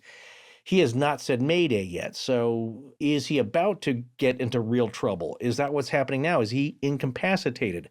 Or is he trying to relay a message and the message is electromagnetically being altered, filtered, interfered with? In that way, you cannot hear what he's trying to say. Here's one final thing I want to say. Even if this aircraft does turn up someday, it doesn't necessarily mean that because it crashed that this encounter didn't happen. Right. And so just finding the plane isn't enough to solve this mystery necessarily. It might be. It might be that when they investigate the aircraft, you can say, oh, this failed, that failed, whatever. But again, why did it fail? Why did it? We already have these stories right there in Australia and even Tasmania where people are saying, this craft was over me and I couldn't start my vehicle, or the engine died, or it wouldn't turn over. If that happens on an airplane, if it's not of a design where it can glide, There's all kinds of things, and they can tell all that when a plane goes down. They can tell whether the prop was spinning or these other kinds of things. So the investigation would go further, but again, notably, we don't have any wreckage. But I want to be clear that I'm not staking my entire position on what happened here on whether or not a wrecked plane will ever be found. That's Right. not going to solve this mystery necessarily. It could, but it also might not. Exactly. My thought exactly. So the last thing that I would like to consider, and I hope some folks out there will as well, is that the other possibility when you hear this sound is that, one, it could be the sound of whatever it is that's happening to Frederick Valentich. Right. Do you know what I'm saying? Yeah. That's actually what he was hearing outside his aircraft as whatever weird phenomenon was happening to him or this force was being exerted on him. That's what it sounded like. And maybe he had the mic open, or that's just what got transmitted through the radio waves, overpowering the radio. Maybe he didn't have the mic open. Maybe that's what just was transmitted as an overpowering electromagnetic force. The other option or scenario, or one of several, is that this is the sound that object makes in some way. Is that some transmission they're making? Are they putting out that signal? And that's what it sounds like. And we just can't understand it. That maybe there sounds like a voice in there. Maybe that's overpowering Frederick's voice on the radio transmission. And it's being overpowered by a transmission of this object that's doing their thing. And maybe we don't understand it. So that's fascinating to me. It's like hearing an alien voice. Imagine what that's like. Yeah. Or an alien, spaceship. And I guess, tonight, I am saying that I think that there are ships from other places other than the Earth or Earth-made or human-made. They're buzzing around. I think at this point, it's becoming pretty obvious that something's going on. You can't deny that anymore. As the scientists have said, space has a sound. Now, of course, you can't hear it. There's no air to transmit that sound, but radio waves coming in from space, from energetic bodies, if you transmute that, it creates noise that we can hear with our ears, right? You just Google that. In fact, I'm going to write that down here. Noise from space to put on the webpage. If you take that pattern and you turn that into analog audio waves, it creates a noise. So what I was trying to relay to Scott, because we used to be video editors, and anybody who's worked with videotape will know, in trying to gain meaning from this, it's like, when you put a videotape in, there's time code. So you know what every frame is in relationship to time running, and you can see that on the readout. What it is an audio track. It's not actually a clock on the tape. It's an audio track that makes a noise. If you plug a cord into that and you plug it into a speaker, it goes, it makes this noise, which just sounds like chirping. But what my point is that if you plug it into another machine, it's actually numbers running and it's time, and it makes sense. So maybe there's a way to take this sound one day and make sense of it. Okay, folks, here we go, and we're going to leave you with this tonight. Stand by to hear an actual recording of the sounds picked up at the end of Frederick Valentich's last transmission, before he and his aircraft disappeared without a trace over 44 years ago.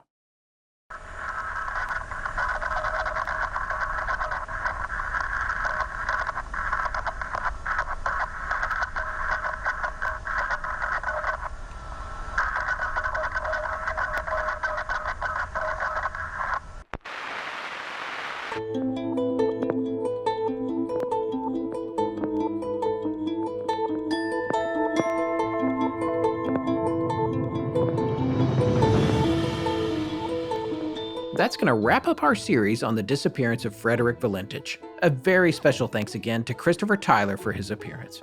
We're dark the next 2 weeks, but we'll be back the week after that with a new show. Please remember to support our sponsors. They help keep the show free and the lights on in Blanket Fortiana. Special thanks to John Boland. Hi. B-R-E Hi, Galaxy-wide in perpetuity. in perpetuity. Galaxy-wide. O-R-A. V. Thank you. Our show is edited by Sarah Voorhees Wendell and co-produced by Tess Feifel, who is also our head of research. Our theme, which is available as a ringtone, was composed by Judson Crane, and our sound design and additional composing is by Ryan McCullough. Special thanks to the Astonishing Research Corps. But most importantly, we want to thank you, our listeners. Visit our store at astonishinglegends.com or interact with us and other listeners on Twitter, Facebook, and Instagram. You can also support the show at patreon.com/astonishinglegends, where patrons have access to additional bonus content. No part of this show may be reproduced anywhere without permission. Copyright Astonishing Legends Productions. Good night.